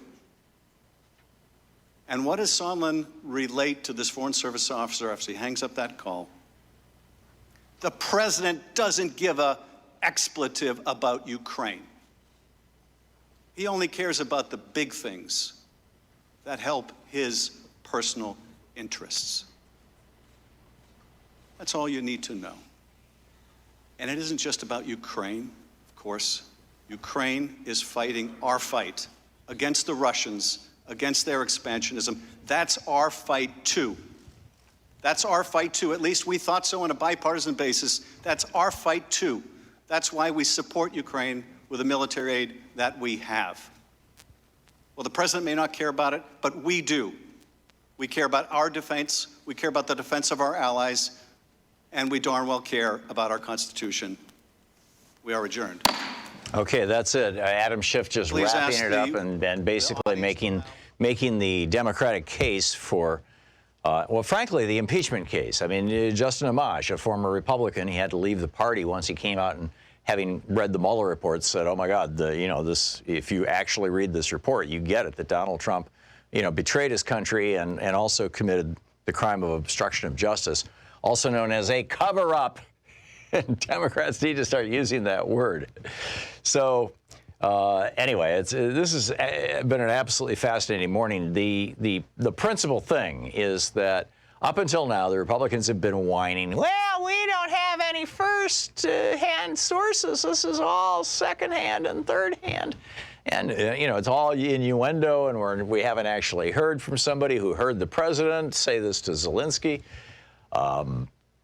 Interestingly, today, both Jennifer Williams, the special advisor to Mike Pence on Europe and Russia, and Lieutenant Colonel Alexander Vindman, the National Security Council intelligence officer who was put on duty at the White House, a wounded and decorated soldier, both of them said that they actually heard the word Burisma, which is the Ukrainian company that Hunter Biden was on the board of. They actually heard that word in that July 25th phone call between Trump and Zelensky. But that word does not appear in the transcript. The one thing that I just kept waiting for through the whole hearings, and maybe it happened when I wasn't paying attention, but there were, I missed little bits and pieces here and there, and particularly as we've had to do, all the business of running a radio show. But there is a paragraph with two sets of ellipses in it. And I kept waiting for them to put that paragraph. They did put the paragraph up on the screen at one point and asked a question about it.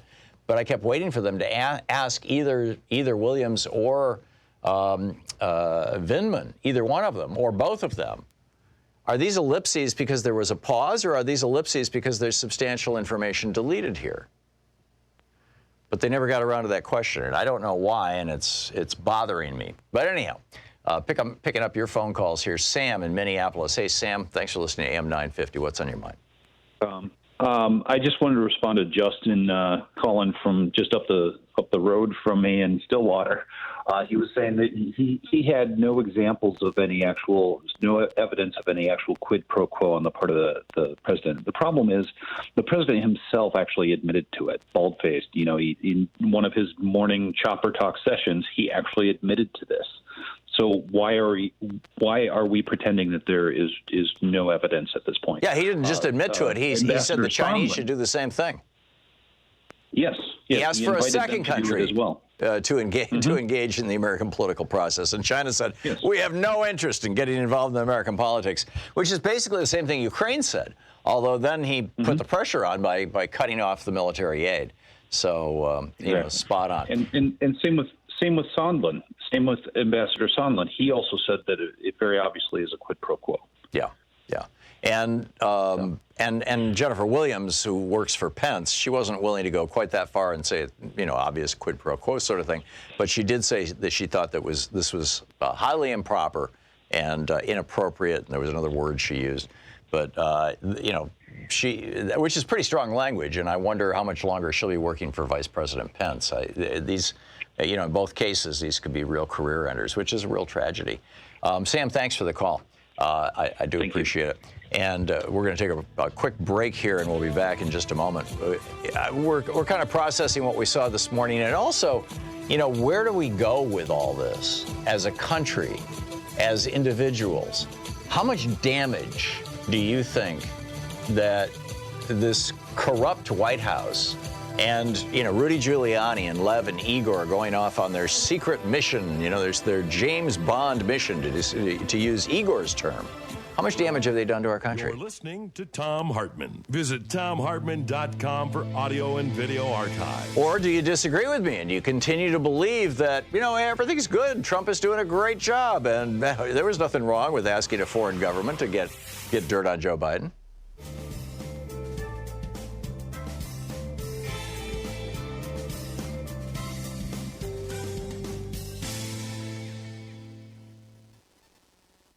It was Rudy, Lev, and Igor's great adventure, right? Amazing. Amazing. Jason in Winter Haven, Florida. Hey, Jason, thanks for watching Free Speech TV. What's on your mind today? Yeah, I'd say that it's obvious that the Republicans are for Trump. They really don't care about our Constitution, and I call my two senators saying impeach Trump at least twice a week. It's mind-boggling. Like, you're given a pass for this kind of behavior to ask for dirt on an opponent, to say, well, that's okay, we'll just go somewhere else and say that this just vindicates Trump. It just doing whatever he pleases to just act like a dictator, because that's what dictators do, ask for dirt from a foreign country. This is illegal. This is wrong. Impeach Trump. Republicans, they're for corruption and not the Constitution. Yeah. It even goes beyond that. I mean, one of the things that Richard Nixon did, for which he was impeached, is he ordered the Internal Revenue Service to investigate his political opponents. So he used the mechanism of the American government to conduct investigations into political opponents in the hopes that they might find something wrong, and if not, then simply to harass them. And, in either case, whether it was, looking for dirt or whether it was simply harassment, that's a crime, to use the apparatus of government selectively against people because of their politics. Now, what Trump did is he doubled down on that. He didn't ask the IRS to investigate Joe Biden. He asked a foreign country to investigate. In fact, two foreign countries, Ukraine and China. He asked two foreign countries to investigate his political opponent. And I think it's because 3 years ago, or 4 years ago now in the primaries, when he asked Russia to investigate Hillary Clinton, they did, and it worked. He got what he wanted. So it certainly appears to me that Donald Trump is simply trying to replay the playbook from 2016 that worked so well for him, and or at least was trying to replay that playbook. I'm guessing he still is trying to replay that playbook. And the question is it going to work? And, now that he's been busted, basically. And what's so astonishing to me is the number of Trumpettes, of, MAGA hat wearers who are, just all in for Trump, but not just them, but all these elected Republicans, when all you have to do is turn on CNN or MSNBC and you'll find, just a whole collection of Republicans with great credentials. I mean, you know, Carlos Cabela, the former Republican congressman from Florida, David Jolly, former congressman, Republican congressman from Florida. Elise Jordan.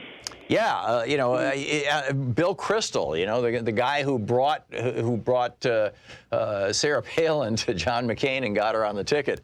You know, a kingmaker in the Republican Party. And all of them are coming out and saying, because they don't have to worry about Donald Trump tweeting at them because they're not running for re-election and they don't need money from the billionaire oligarchs. All of them are saying this looks, you know, this stinks to high heaven. But the guys who are desperately in need of campaign cash and who are terrified that Donald Trump might support a primary opponent or a challenger in a primary, they're all just trembling, and they're as we saw in the hearings today. And a lot of them didn't even show up. I mean, there was a number. We were hearing Democrat after Democrat after Democrat toward the end of the hearing, and it's because there wasn't a Republican to slot in between them, which is mind-boggling. Thank you, Tom. Yeah, thank you, Jason. Awesome. Good talking with you. You too. Have a great afternoon. It is 49 minutes past the hour, excuse me, here on the Thom Hartmann Program. We'll be back with more of your thoughts. Agree or disagree? Is Trump going down, or do you think that, have they laid a glove on him, or is he going to skate on this thing? We'll be back.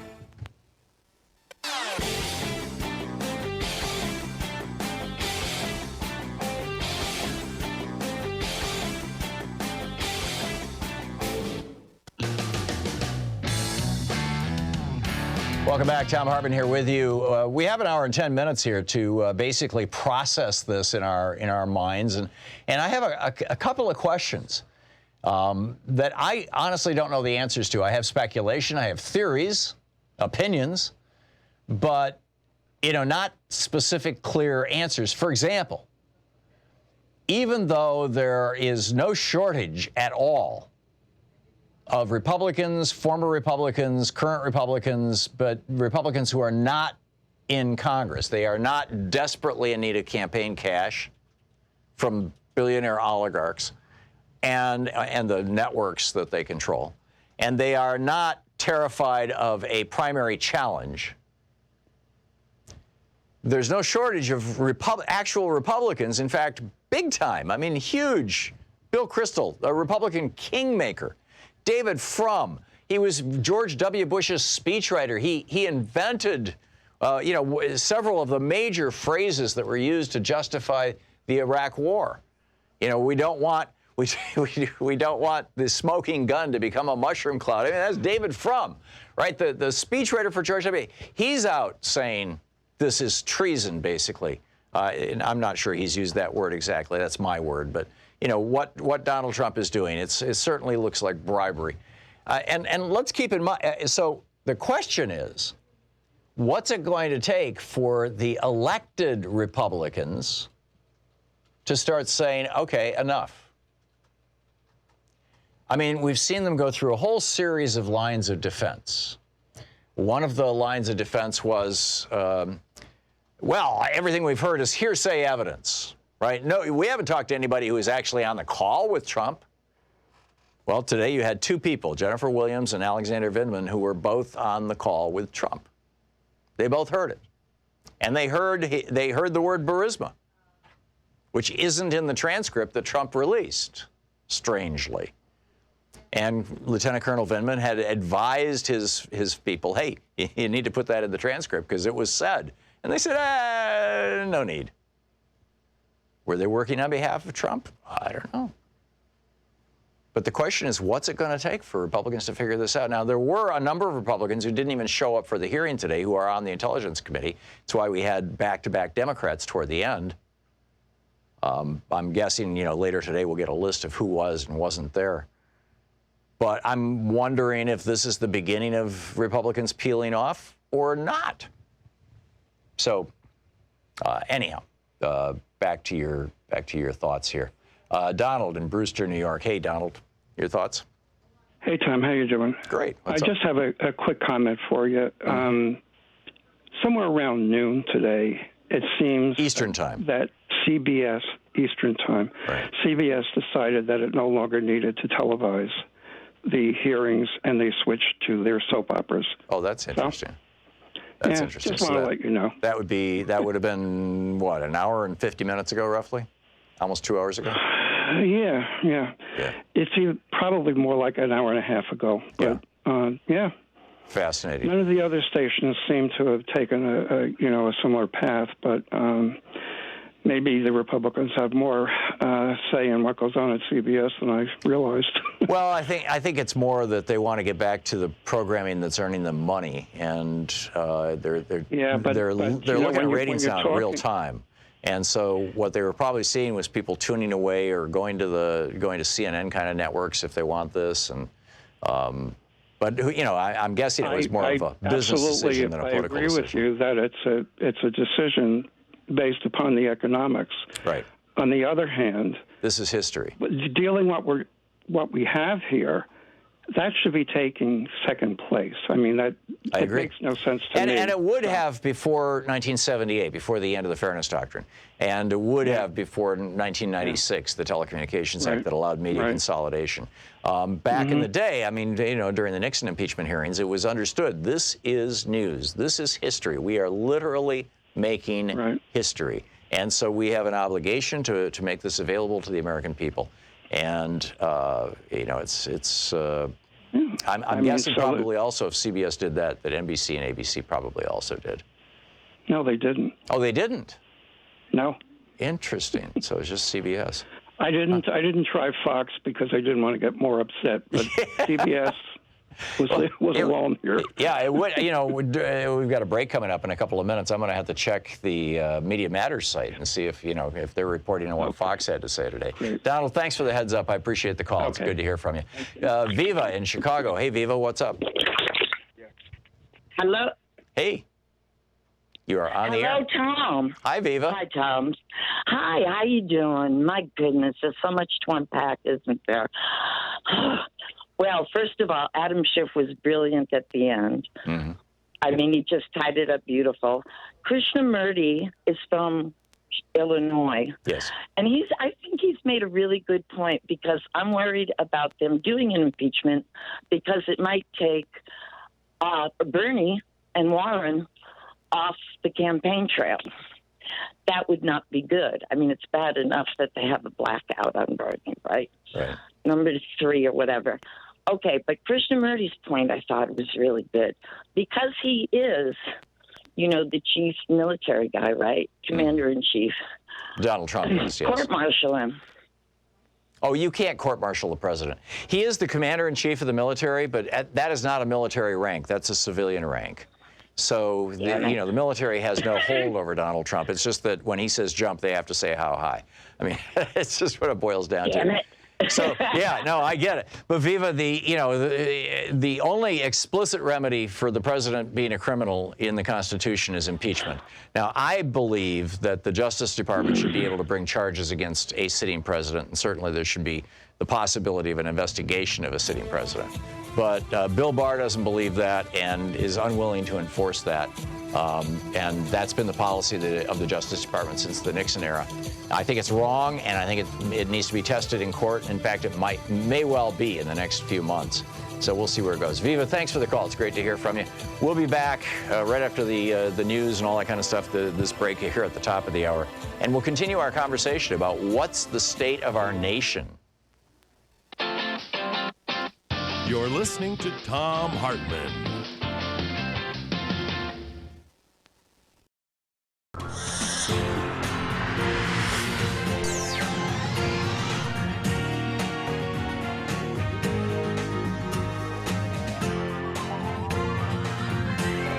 We say fight back!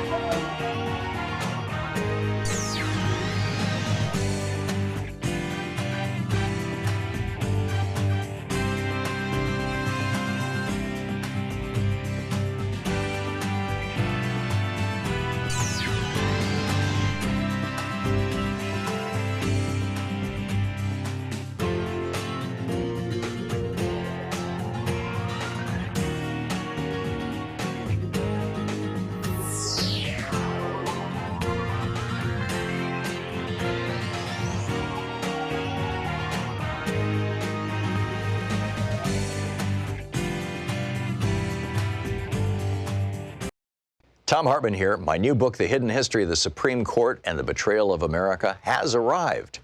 What if the Supreme Court did not have the power to strike down laws? Discover the hidden history of judicial review and this scam called original intent. Learn how we can save the planet by modernizing the Supreme Court. And most important, how we can democratize the Supreme Court now before it's too late. From the time Americans wake up until the time we go to bed, everything we do, touch, ingest, breathe, and use has been touched by the Supreme Court. In this book, I lay out the history of the Supreme Court from Alexander Hamilton until how the court overstepped its constitutional powers. America does not belong to the kings and queens of the court. It belongs to the people. The Hidden History of the Supreme Court and the Betrayal of America is available now in fine bookstores everywhere.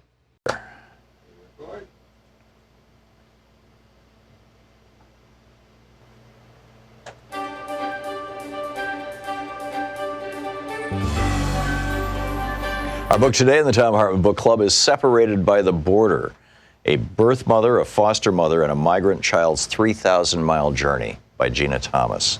This is from the introduction. How good is your Spanish? And would you be able to take in a 4-year-old girl? She's from Honduras and speaks minimal English. The social worker had texted me on a Friday afternoon. I sat at my desk, bent over my cell phone, reading and rereading the text. My thoughts traveled to Honduras, bachata, ballades, clothes hanging on the line. So many things in our lives seem to have prepared us for this moment. My son was attending a bilingual school. I'm a former ESL teacher, and my husband Andrew and I speak Spanish. Plus, Honduras already had a piece of my heart. As those thoughts came, I tried to push them away. The voice of logic came in loud and strong. We had just gotten into a routine with Emma, our foster daughter. 2 foster children and 2 biological children would be too much for us to handle. Our first month as foster parents taught us this, and for the sake of everyone involved, we knew it would be very unfair to try that again. A little later, the social worker called and left me a message saying, "It looks like the Office of Refugee Resettlement, the ORR, and Immigration and Customs Enforcement, ICE, will get her on Monday in court. It'll only be the weekend. Call me back after you talk to Andrew." I asked Andrew when I got home, "We can manage 4 kids for one weekend, right?" He said he doubted it would last only a weekend, but I convinced him that if ORR and ICE were involved, they would get her on Monday. A few minutes later, I called our social worker and said that we'd do it. When I walked into the social worker's office, Julia was sitting there in a brand new bright pink Barbie t-shirt. The social worker said they'd found the t-shirt in their clothing closet and Julia wanted it. Beautiful, soft onyx curls framed the girl's umber face. Her dark complexion made me speculate she was from a coastal region. She stood in dirty flip-flops next to the social worker's chair, chit-chatting away in Spanish without a care in the world. "Julia's been talking my ear off," the social worker said. "She's so sweet, but I have no idea what she's saying." Another worker brought in a black tote bag with a few other items from the clothing closet, including a pair of sequined high-top sneakers that Julia had picked out. I began to speak to Julia, pronounced Julia, in Spanish. She seemed happy to hear her mother tongue, but her body language didn't budge. I read that signal loud and clear, so I kept my distance and sat down on the floor. "¿Cómo se llama?" I asked. "Julia." "¿Cuántos años tienes?" "How old are you?" "Cuatro," 4. She looked older than 4 to me. I had been told her parents were deported and she was left behind. She was under federal jurisdiction. I would find out later this was all misinformation. I signed some papers and said, "We'll see you on Monday." I asked Julia if she would come stay with me and my family for the weekend. She smiled. I told her I had 3 other kids. Her eyes expanded with excitement. On the drive home, she jolted my Spanish from its slumber. The social worker wasn't kidding about how much this little one talked. On April 6, 2018, U.S. Attorney General Jeff Sessions announced a new zero-tolerance policy in which the Department of Homeland Security and the Department of Justice would partner for the sake of prosecuting illegal entry into the United States. Sessions said, quote, "If you cross this border unlawfully, then we will prosecute you. It's that simple. If you smuggle aliens across our border, then we will prosecute you. If you are smuggling a child, then we will prosecute you, and that child will be separated from you as required by law. If you don't like that, then don't smuggle children over our border," end quote. 6 weeks later, almost 2,000 children had been separated from their parents at the border since the zero-tolerance policy took effect. When Sessions announced the administration's new policy, I couldn't comprehend the cruelty. I also wondered if it explained why a preschooler was living under my roof. Julia had come to live with me and my family in February of 2018, and it felt surreal to be a part of her story. She had first been separated from her mother, Guadalupe, called by her nickname Lupe through the rest of this book, by smugglers who were paid to bring them across the border. Julia had then been separated from her stepfather, Carlos, by U.S. Customs and Border Protection, likely because what was recognized by the Honduran government as stepfather was not recognized by the U.S. government as the same, a detail I didn't understand until an immigration expert read the first draft of this book and explained it. Julia had already suffered much trauma, and separating her from her stepfather had only inflicted more. The weight of the trauma that we, as a nation, began inflicting on vulnerable children and their parents was cruel and unusual punishment. When I heard that my own country was going to begin separating children regularly from their parents as a policy, it broke me. Reality became surreal, and Andrew and I learned to live in it, separating the trauma from our emotions so that we could survive. As the veil of Oz is ever lifting from my white evangelical American eyes, what I now see is simply heartbreaking. Government-secured human rights are mostly for privileged white people. Julia is not white. Julia is undocumented. Julia's first language is Spanish. Julia is a girl.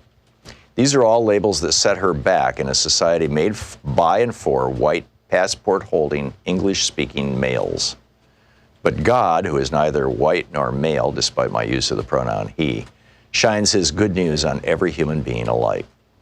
The book is Separated by the Border by Gina Thomas. Thank you. Good spot to end on. Yeah. Want to connect with the show online? You can find the Thom Hartmann Program on Facebook, Twitter, and Instagram.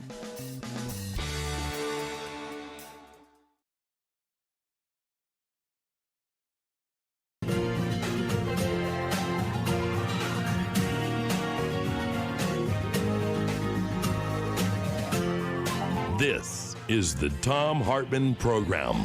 Boy, there's a lot going on right now. I don't know if the vote has happened yet. I believe it has not.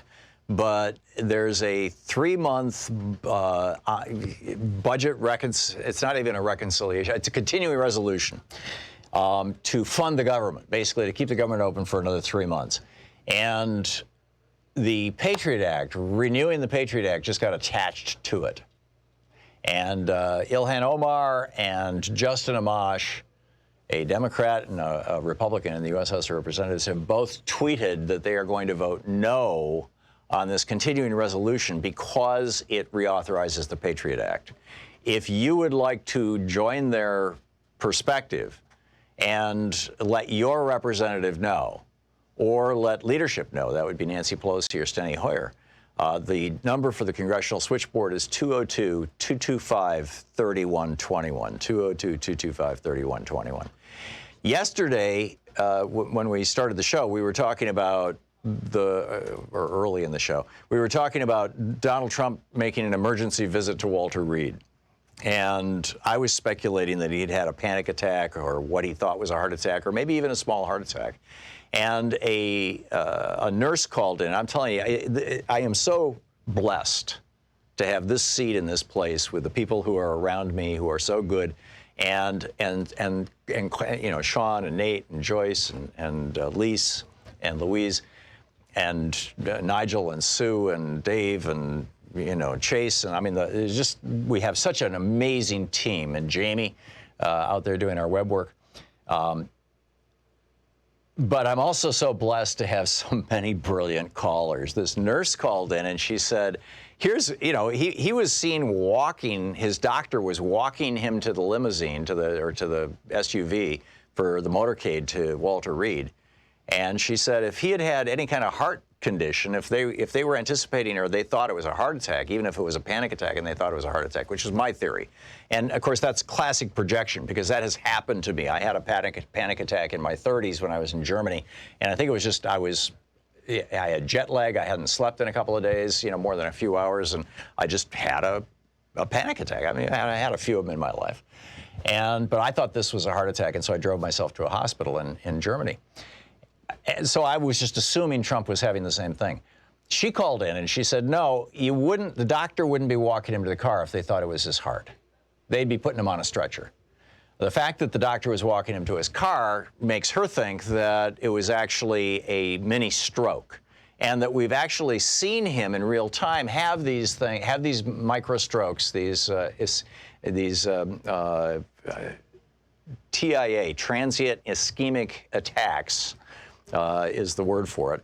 We've seen him have several of these in real time on live television, where he's trying to say the origins of the Mueller report, and instead he says the oranges of the Mueller report. I mean, the oranges of the, that probably at that very moment he was having a little mini stroke. There's one type of dementia that's caused by a person having all kinds of these little tiniest strokes, because every time you have one of these strokes, it kills off a little part of the brain, or weakens it or disables it, and in aggregate, over time, your mental functions deteriorate. And this is one of the more common forms of dementia. So she said, it looks more like a TIA, one of these things. And I figured, the media is not going to pick this up. The mainstream media, they're not going to talk about this. But yesterday on Aaron Burnett's show, Dr. David Shiner, who was President Obama's White House doctor, on the air said, this is a serious neurological problem. He said the president's inability to say words sometimes worries me tremendously. He's having trouble word finding. Comedians joke about it, but it's not a joking matter. I think this goes beyond word finding. And so, there's some speculation about that. With Jeffrey Epstein, since I'm floating my own theories here, I have no evidence for this. But the two guards who were supposed to be watching him the night that he allegedly committed suicide, after a second pathologist looked at his throat and said, no, the hyoid bone was broken in several places. This is what happens from manual strangulation, not from hanging yourself with a bed sheet. In fact, when you hang yourself, the hyoid bone is typically intact because the hanging goes above the hyoid bone. So anyhow, the two guards who, my guess is, if somebody killed Jeffrey Epstein and made it look like suicide, it was these two guards.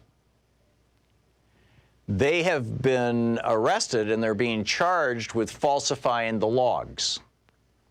They're supposed to check him every 30 minutes. They wrote on the log that they checked him every 30 minutes, but now they're testifying that, we both fell asleep for an hour or so.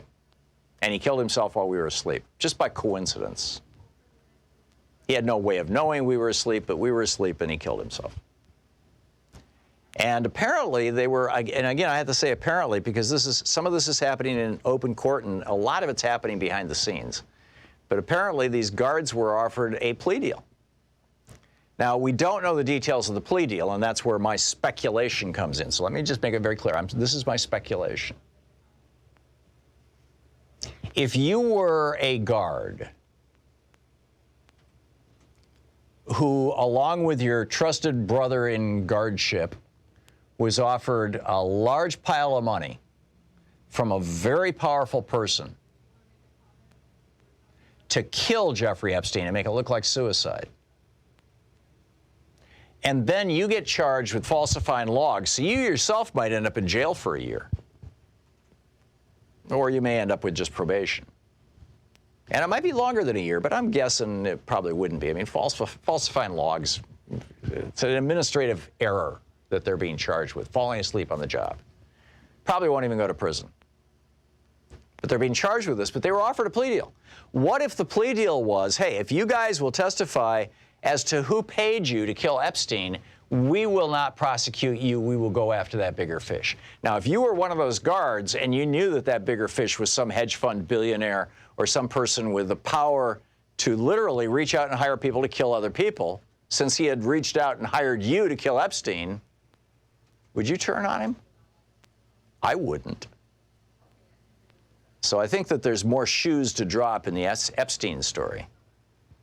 And then, of course, we have the impeachment. Now, this afternoon, in maybe as little as 15 minutes. I'm guessing it's going to take longer than that because they just broke. But this afternoon, we're supposed to hear from Kurt Volker and Tim Morrison. Kurt Volker was the guy was a former attachment to the ambassador to Ukraine. Tim Morrison was Vindman's boss. Tim Morrison is a political appointee of Donald Trump's. So, it's going to be interesting to hear what they have to say. So anyhow, back to your phone calls here. Patrick in West Los Angeles. Hey, Patrick, what's on your mind today? Hey, Tom. Listen, thanks for the line. I appreciate it. So I just wanted to be able to, for everybody to be cognizant of the use of the words extortion and bribery. Extortion happens at in the face of a threat. Bribery is an inducement. In this case, there's both. But I agree. The bigger side of this is the extortion part of it, and they should be using that word more consistently. The extortion being the withholding of military aid, which puts Ukraine at direct threat of literally people dying in this conflict with Russia. Exactly. The other point I wanted to make very quickly here is, we need to also see the big view of this. Why is it that Jabba the Hutt is doing this again? And it's because of the fact that Republicans cannot win presidential elections without lying, cheating, and stealing. And also, and it's been that way since Nixon, by the way. Exactly. Yeah, you've given us many examples, and I remember, as a young man seeing the Reagan one play out. I remember the election of 1980. And I remember how it all played out, and I remember watching. I'm one of the few people that watched almost all of the Iran-Contra hearings. I was sick in the summer of 1987. I remember seeing almost all of them. And I remember, at that point, I was a Republican, a young kid who was a Republican, and I was blown away by what I saw. Yeah. So, that's the reason. I mean, these guys, they cannot win. And, it would be helpful if the Democrats started bringing that out. It is something that the cons are not going to get away from because they have to do it. Yeah. The cons have to do it. Yeah, and the Democrats really should be calling this out. I absolutely agree with you. And it's the Republicans play hardball, and the Democrats try to play statesmanship. And there's a mismatch here. Patrick, thank you for the call. Spot on. We'll be back in just a moment. A lot on our plates news-wise. Stick around.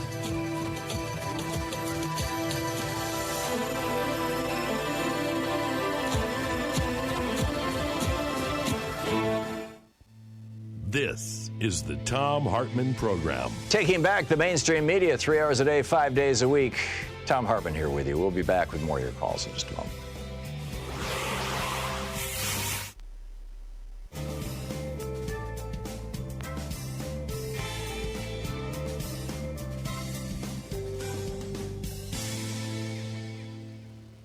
And welcome back. Let's see here. Jonathan in Portland. Hey, Jonathan, what's up? Hi, Tom. I'm just really struck at how bizarre all of this is. I can't imagine why anyone would call what they deem a corrupt country to do an investigation for them. It makes I'll give you the answer, Jonathan. If you want somebody else to manufacture dirt on your opponent, not to find dirt, but to manufacture dirt, you don't go to a country that respects the rule of law. You go to a country where people can be bought and sold. And that's what Trump thought Ukraine was. And that's why he went to Ukraine and said, would you please manufacture this dirt on Joe Biden and his son? Absolutely. It's bizarre. And you have the whole Justice Department intelligence community at your beck and call. Yep. You don't use them. They're He's got the telling best you what spies in you're the doing world. is bizarre. And you're the commander in chief. You're stabbing your own officers in the back and opening the gates to the stockade. Yeah, absolutely. It's mind-boggling. I think that's, if anything, a gentle adjective, but I'm with you. I'm absolutely with you. Thank you very much for the call, Jonathan. Rich in Calumet, Michigan. Hey, Rich, your thoughts? Hey, one thing I thought that when you threw out the stroke thing, it blew my mind because I can remember as a younger person, I used to donate blood plasma and stuff like that. And if you ate Burger King or McDonald's, you could not donate because you had so much fat tissue in your bloodstream that could cause, they would tell you no, it couldn't be filtered. Your blood was so thick with fat. Whoa. So if now is this universally for giving blood, or is this just for giving plasma, where they filter out the red blood cells? As far as I know, it's plasma. It might be more. Right. I can't swear to either way, but I if you ate if you ate a fast food burger in what the previous 24 hours? Yep. And they would not allow you to donate because you would plug up the machine. And that's exactly what happens with these TIAs. This person is living on this kind of garbage like he lives on. Right. I think there should be a fly on the wall everywhere he goes, because if he's having mini strokes, and I've had a grandfather who had the same thing, and he would come up with these old stories and things like that of weird things in his past and stuff, and secrets that we never knew about that would just come out.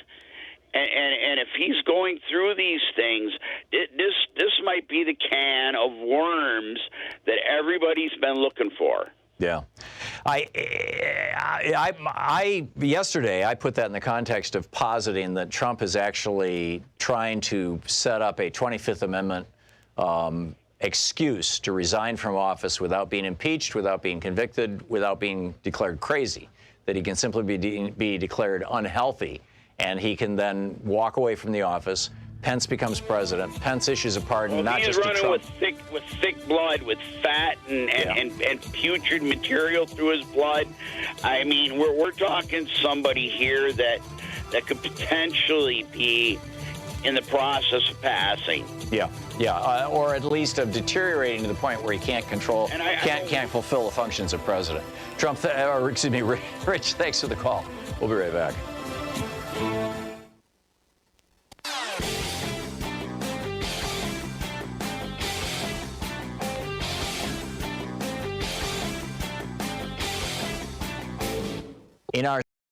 Thom Hartmann here. My new book, The Hidden History of the Supreme Court and the Betrayal of America, has arrived.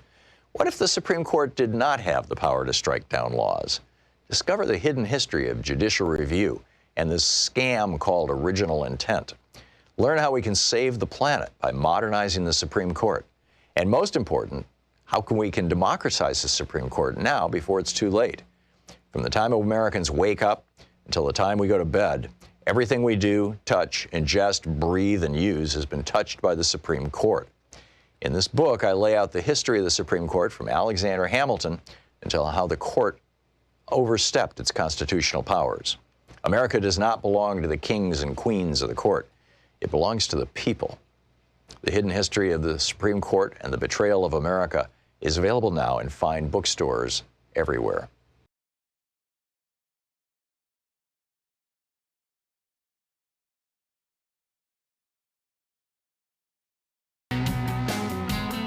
Welcome back. Thom Hartmann here with you, and we may have the hearings resume in the next 10, 15, 20 minutes. I'm guessing it's going to be longer than that, but they're scheduled to resume at 2:30 Eastern Time. Rex in Boston, it says here you disagree with me?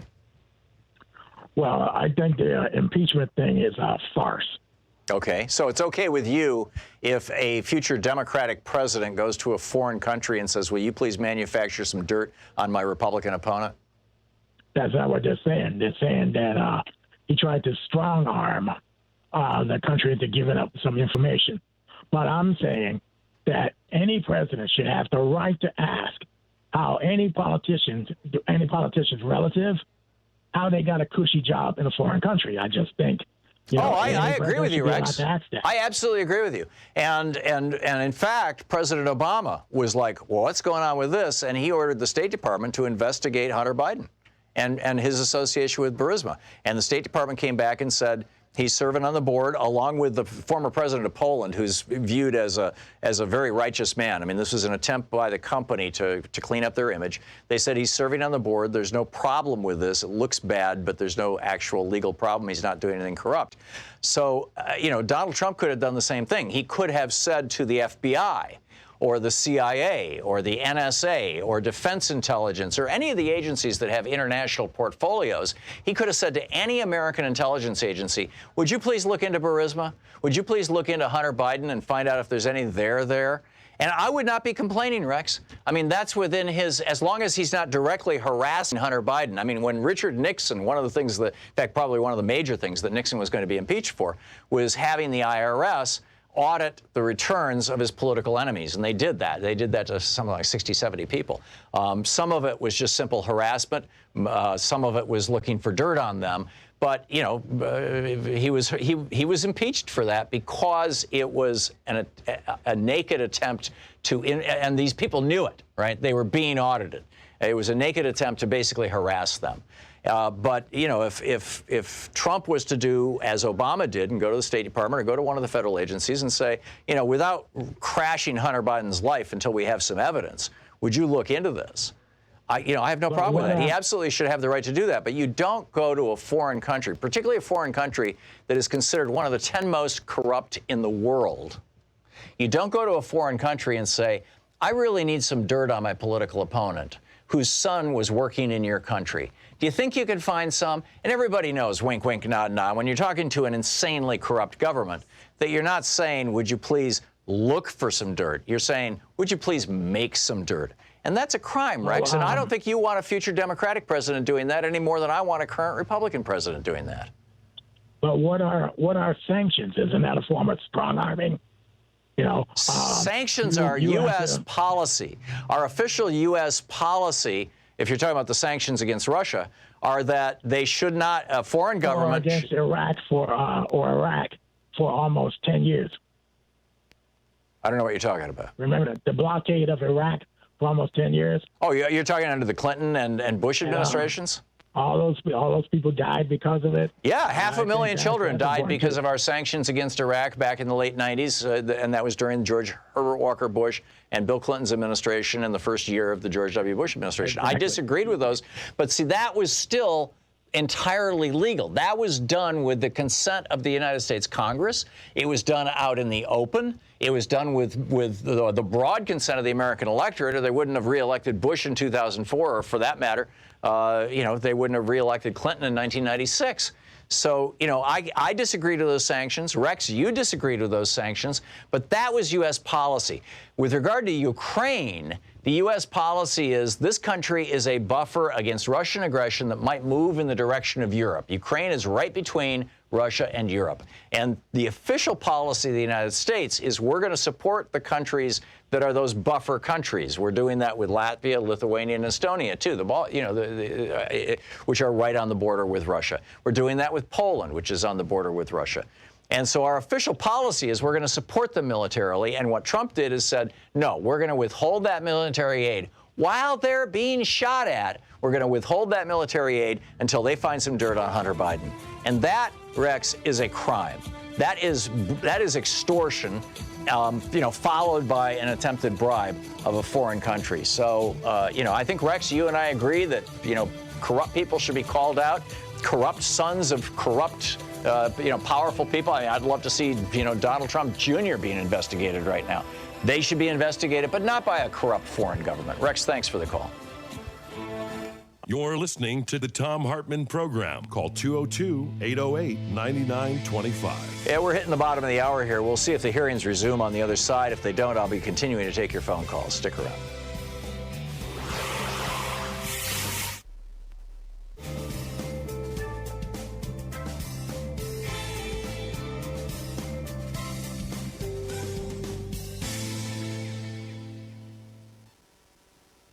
This is the Thom Hartmann Program.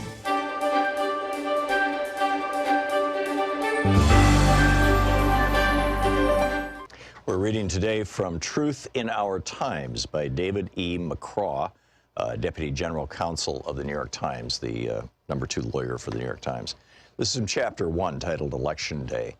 It opens with a tweet from Donald Trump. The failing New York Times has been wrong about me from the very beginning. Sadly, I would lose the primaries. Oh, said I would lose the primaries on the general election. Fake news. November 8, 2016.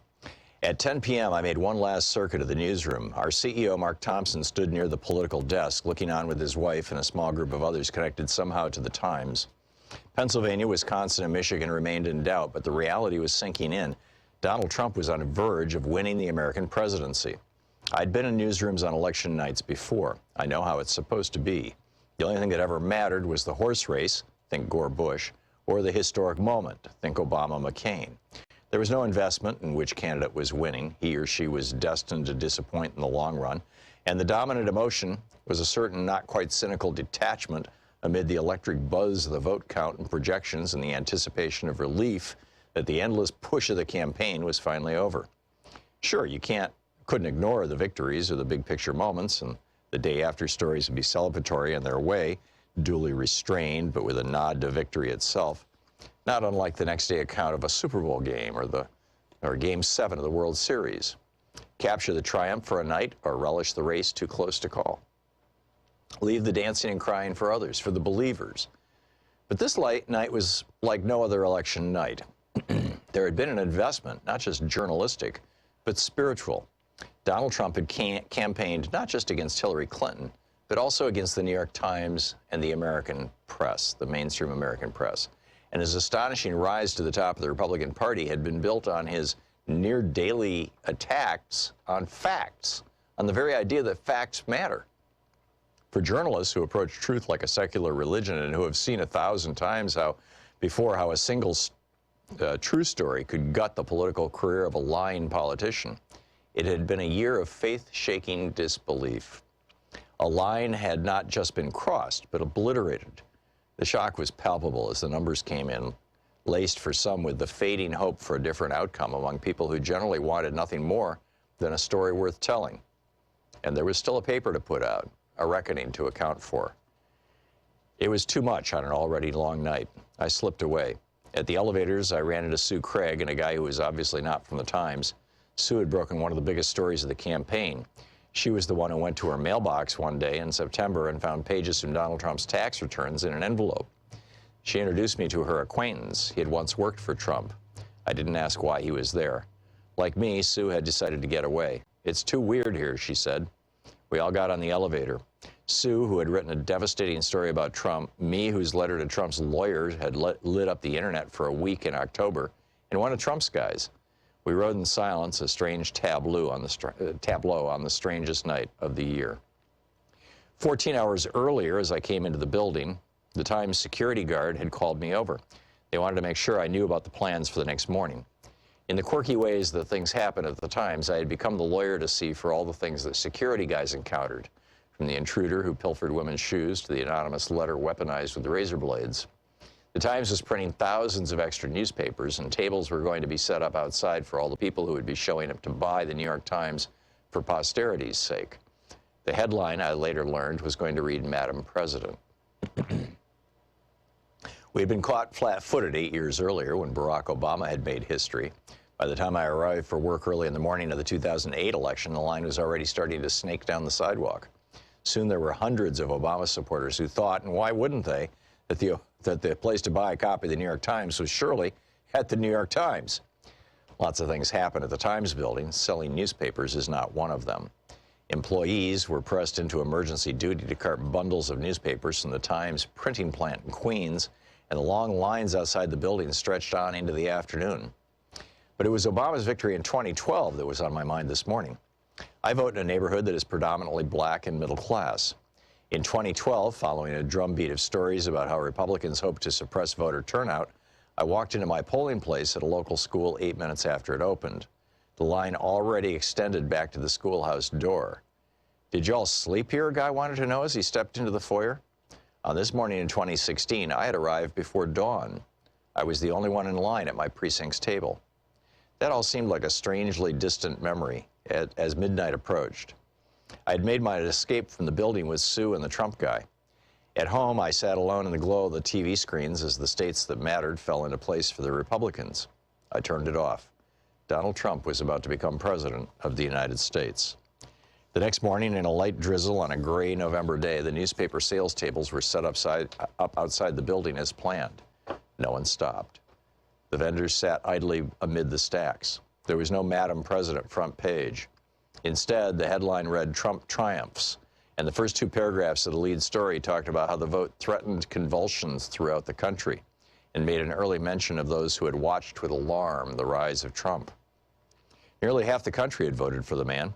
I had just spent a weekend in October back in rural Illinois, in my hometown, and for a moment I allowed myself to see the coverage through the eyes of the rest of America, where, at least for this one night, his victory represented a certain kind of hope that change was going to come at last. Truth in Our Times by David McCraw.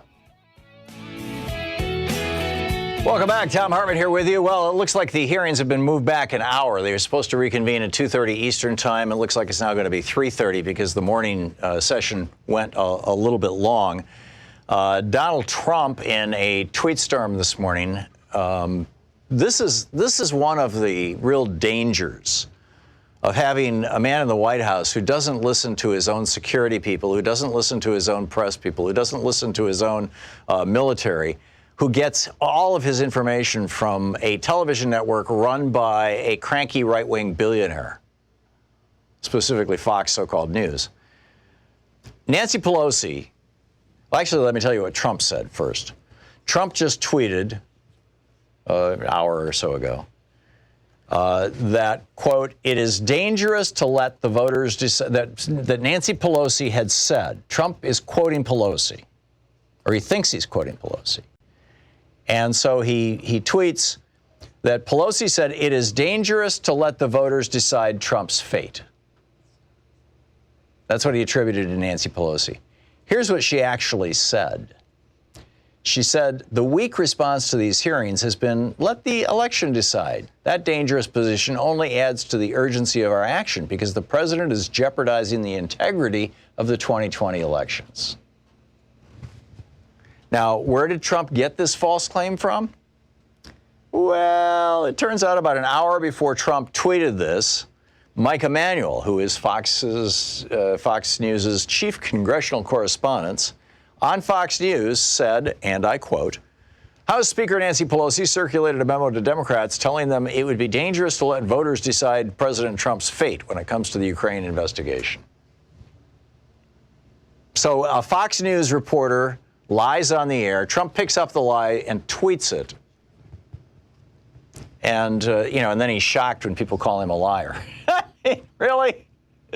Paul in Woodinville, Washington. Hey, Paul, what's on your mind? Hey, I wanted to talk about some of what was said and what constitutes pressure from Donald Trump.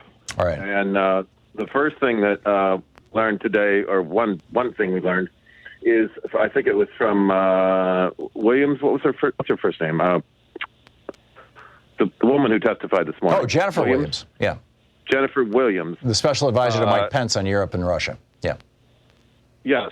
And no one has really brought this up, but last week, Ambassador Bill Taylor indicated that at least from what he knew, Zelensky did not know that the military aid was being withheld. All right. Jennifer Williams contradicted that this morning. She said that from her knowledge standpoint, yes, he did know it was being withheld. Before the phone call with Trump. Yeah. And before the whistleblower. And the other thing is that whether Zelensky knew this or not, I think it was Deputy Secretary Kent who said that this aid this whole plot had a shelf life on it to begin with because the aid would expire on December 30th, and Trump had to get this done, or he would have to say the aid expired. They had to go back to Congress and apply. And he would lose his club, his cudgel. Yeah, that's right.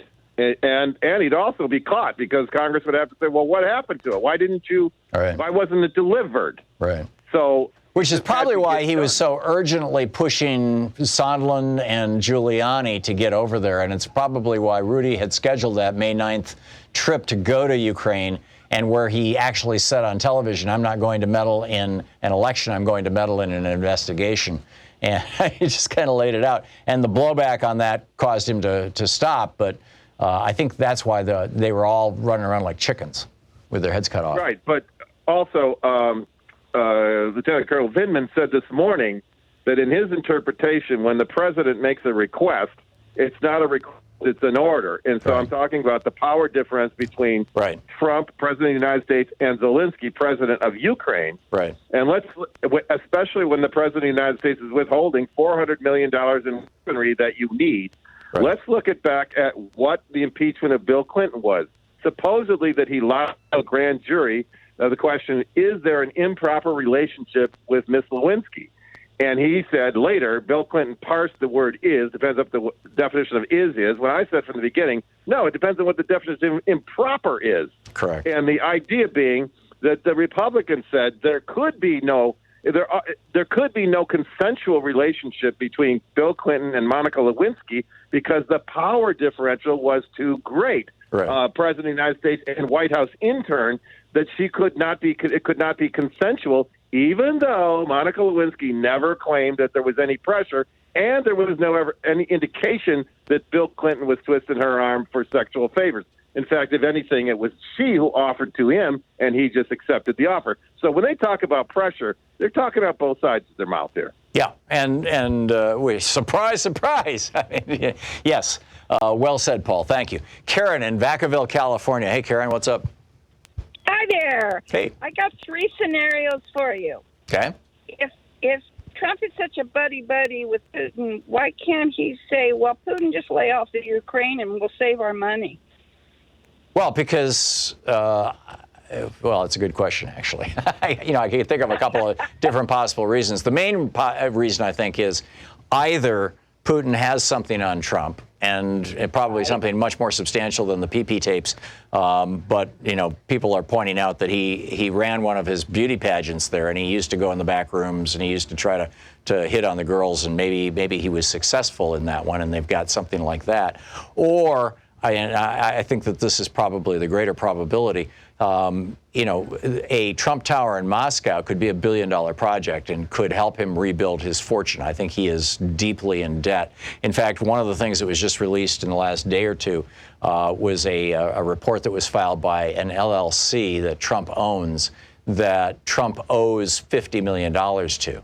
And this LLC doesn't even have an office or a staff. So Trump is playing shell games with his own money, and people typically only do that either to illegally often hide money so that they don't have to pay taxes on it, or more commonly to run a scam. Basically, I think he's running a scam on some of his investors and some of his people, and he's broke and he's trying to hide it. That's my guess.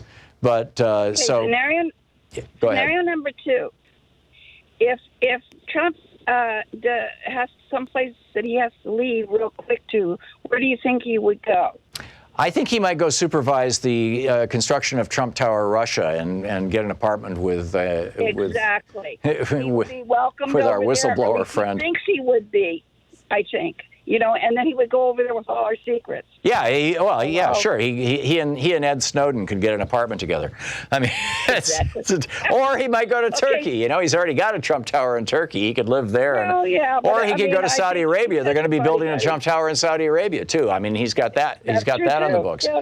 So he's got lots and lots of options. Third scenario. Yeah. Okay. There's talk of the son becoming running for president in 2024. Right, but Don there's Jr. also talk of if Trump is allowed to stay in by whatever means, and he gets rid of Pence as his vice president, he brings on son Jr. And then he finishes out another 4 years, and then the son runs for president in 2024, and then the dynasty continues with Right, Trump and then Jr. we're officially Haiti, and it's gone from Papa Doc to Baby Doc. Yeah, exactly. Yeah, I'm with you, Karen. I think all of these are possible. Karen, thank you. Hero in Brooklyn, New York. Hey, Hero, what's up? Hi, Tom. It's a pleasure to be on the line with you. Thank you. Back at you. Hero. Thank you. My name is Hero Vincent. I actually was the very first person to participate in Occupy Wall Street. Wow.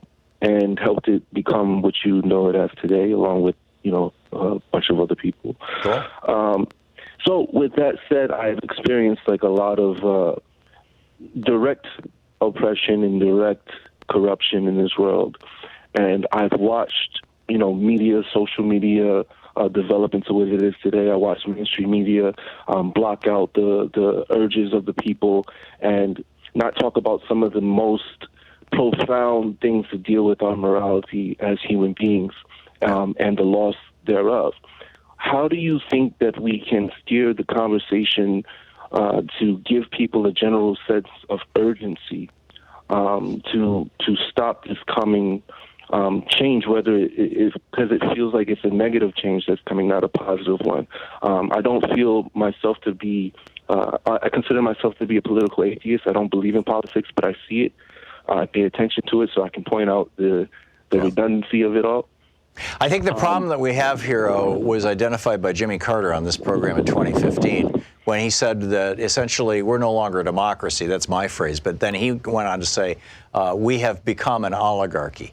And an oligarchy is where it's a government run by the rich for the benefit of the rich. Aristotle defined it. He said tyranny is where the government is run for the benefit of the tyrant, of the monarch.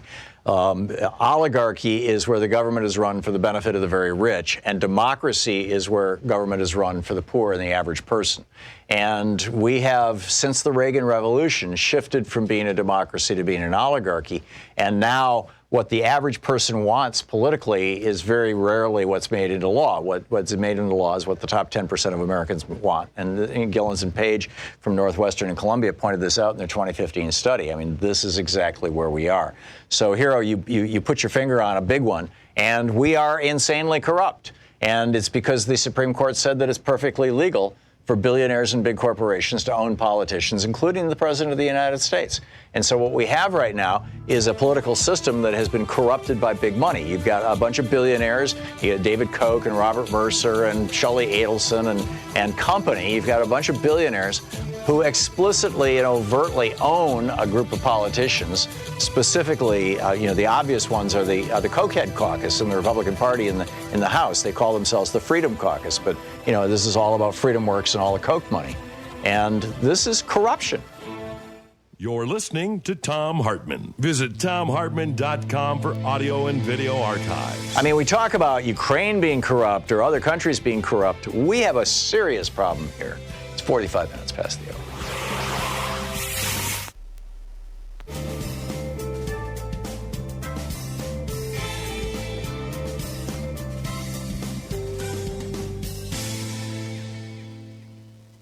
And welcome back.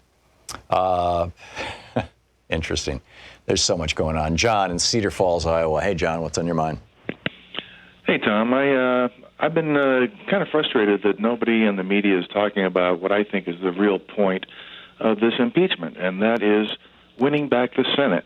Right. Because, see, I'm in Iowa, and it's a very swing state. We went for Gore in 2000, Bush in 2004, Obama both times, and then Trump by 10 points.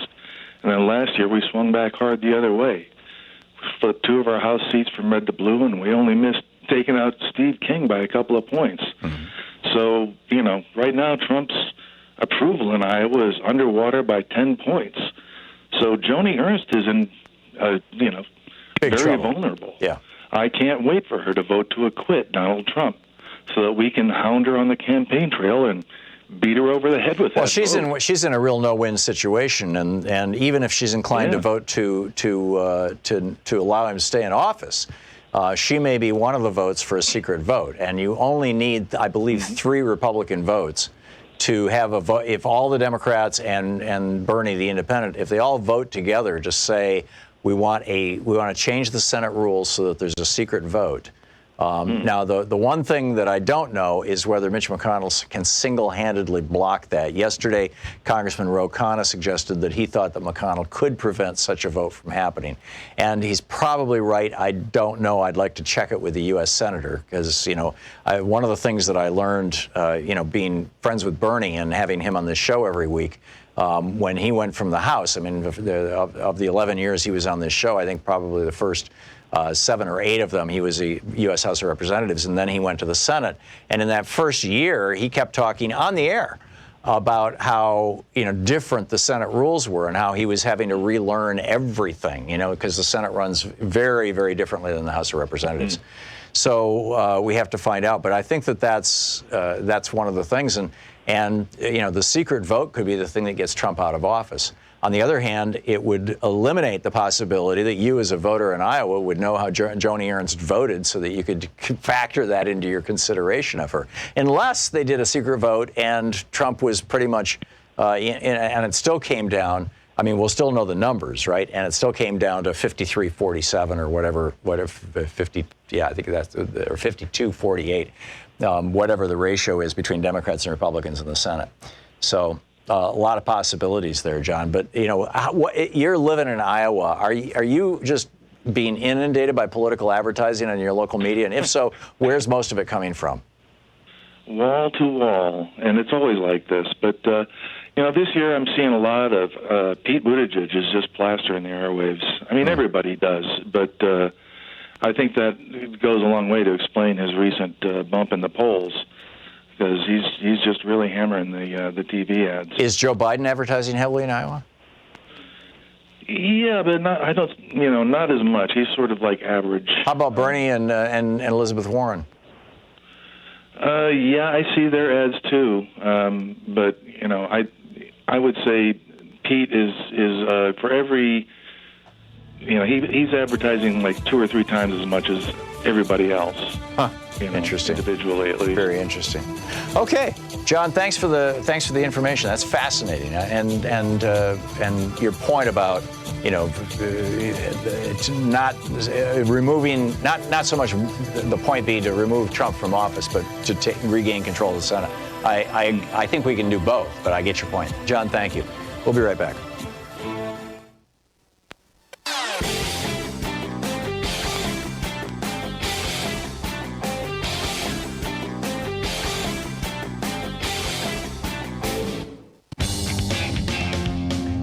Welcome back. Thom Hartmann here with you. 10 minutes before the hour. Tom in Chicago. Hey, Tom. What's on your mind? Well, hello there. In addressing some of the right-wing talking points about why Trump would have made an inquiry about investigating Mr. Biden, I'd like to look at some past instances around the world. For example, Michael Fay in Singapore, an 18-year-old who was punished by caning. Do you remember that? I do. I don't remember why, though. Okay, I believe it was a drug offense, but at the moment, why isn't so important. Right. How about a more recent example? Frederick, I believe the name was pronounced Warmbier, who was beaten so badly by North Korea in their prison system, he was beaten into a coma and shortly thereafter died after being released. Right, after he got home. That was just a year or two ago. Yep. Here's my point. We expend a great deal of diplomatic capital and effort trying to rescue Americans from the foreign penal systems and police departments of foreign countries. You do not sick a foreign police department onto an American citizen. Right. You do not do it. Yep, and that's what Trump tried to do here. And my point was, that's what Nixon did, and it was one of the things he was impeached for, but he was doing it in a way that wasn't just, hey, can you find some dirt on these people, although that in and of itself is a crime, because it's being motivated by politics, but also, would you please harass them in the process? In other words, don't just do a secret audit, do an explicit audit where they have to, hire a lawyer or an accountant and spend hours and hours and hours. And, I'm with you, Tom. So you had a question? Yeah.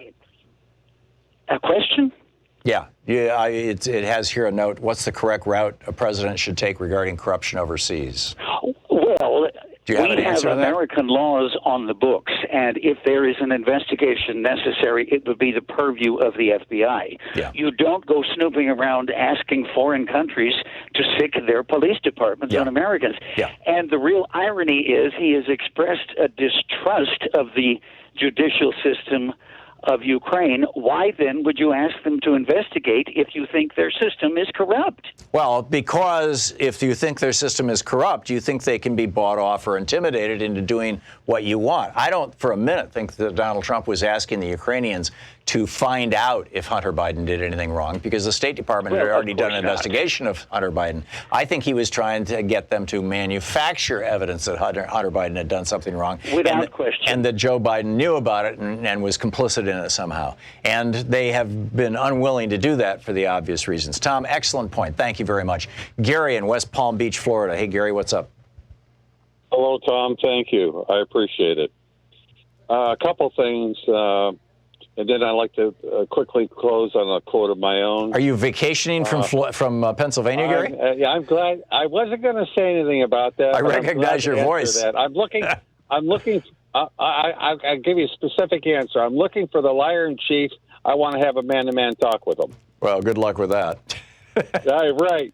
Well, you asked. You got $200,000. You can join Mar-a-Lago. I'm not interested in the money. Mar-a-Lago with the crocodiles. Yeah. Down there. There you go. Right. Okay. So what'd you call about, Gary? What's your point? Here's what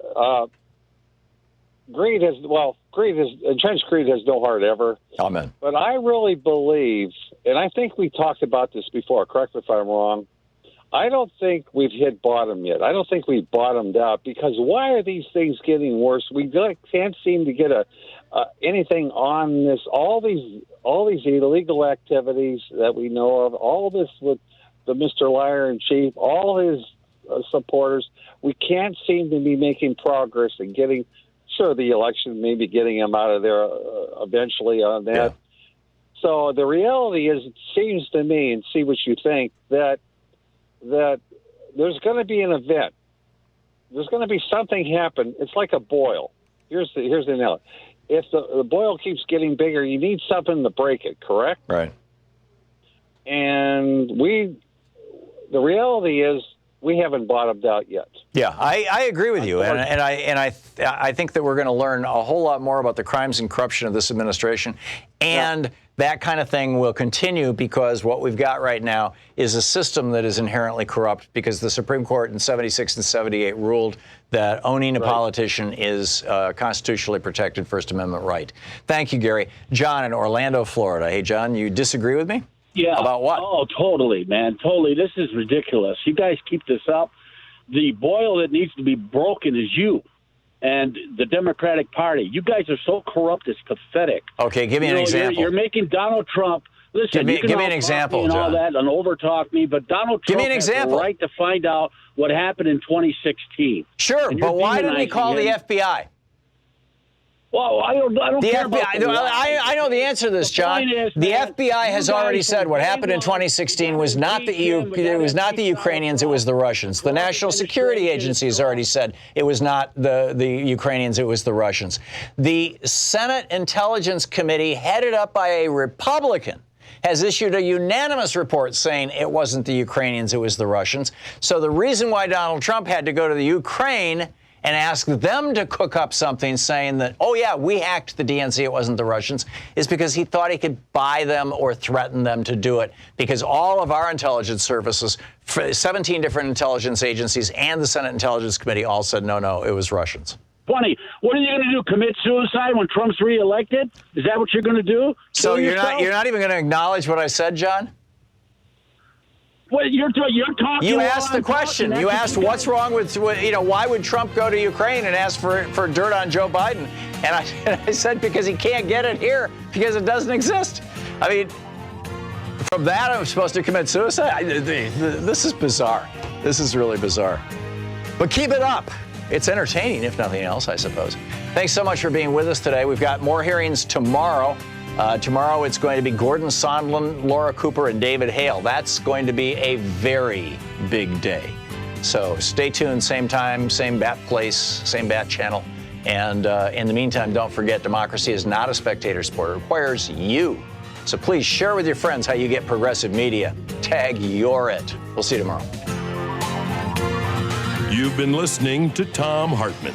For audio and video archives, visit thomhartmann.com.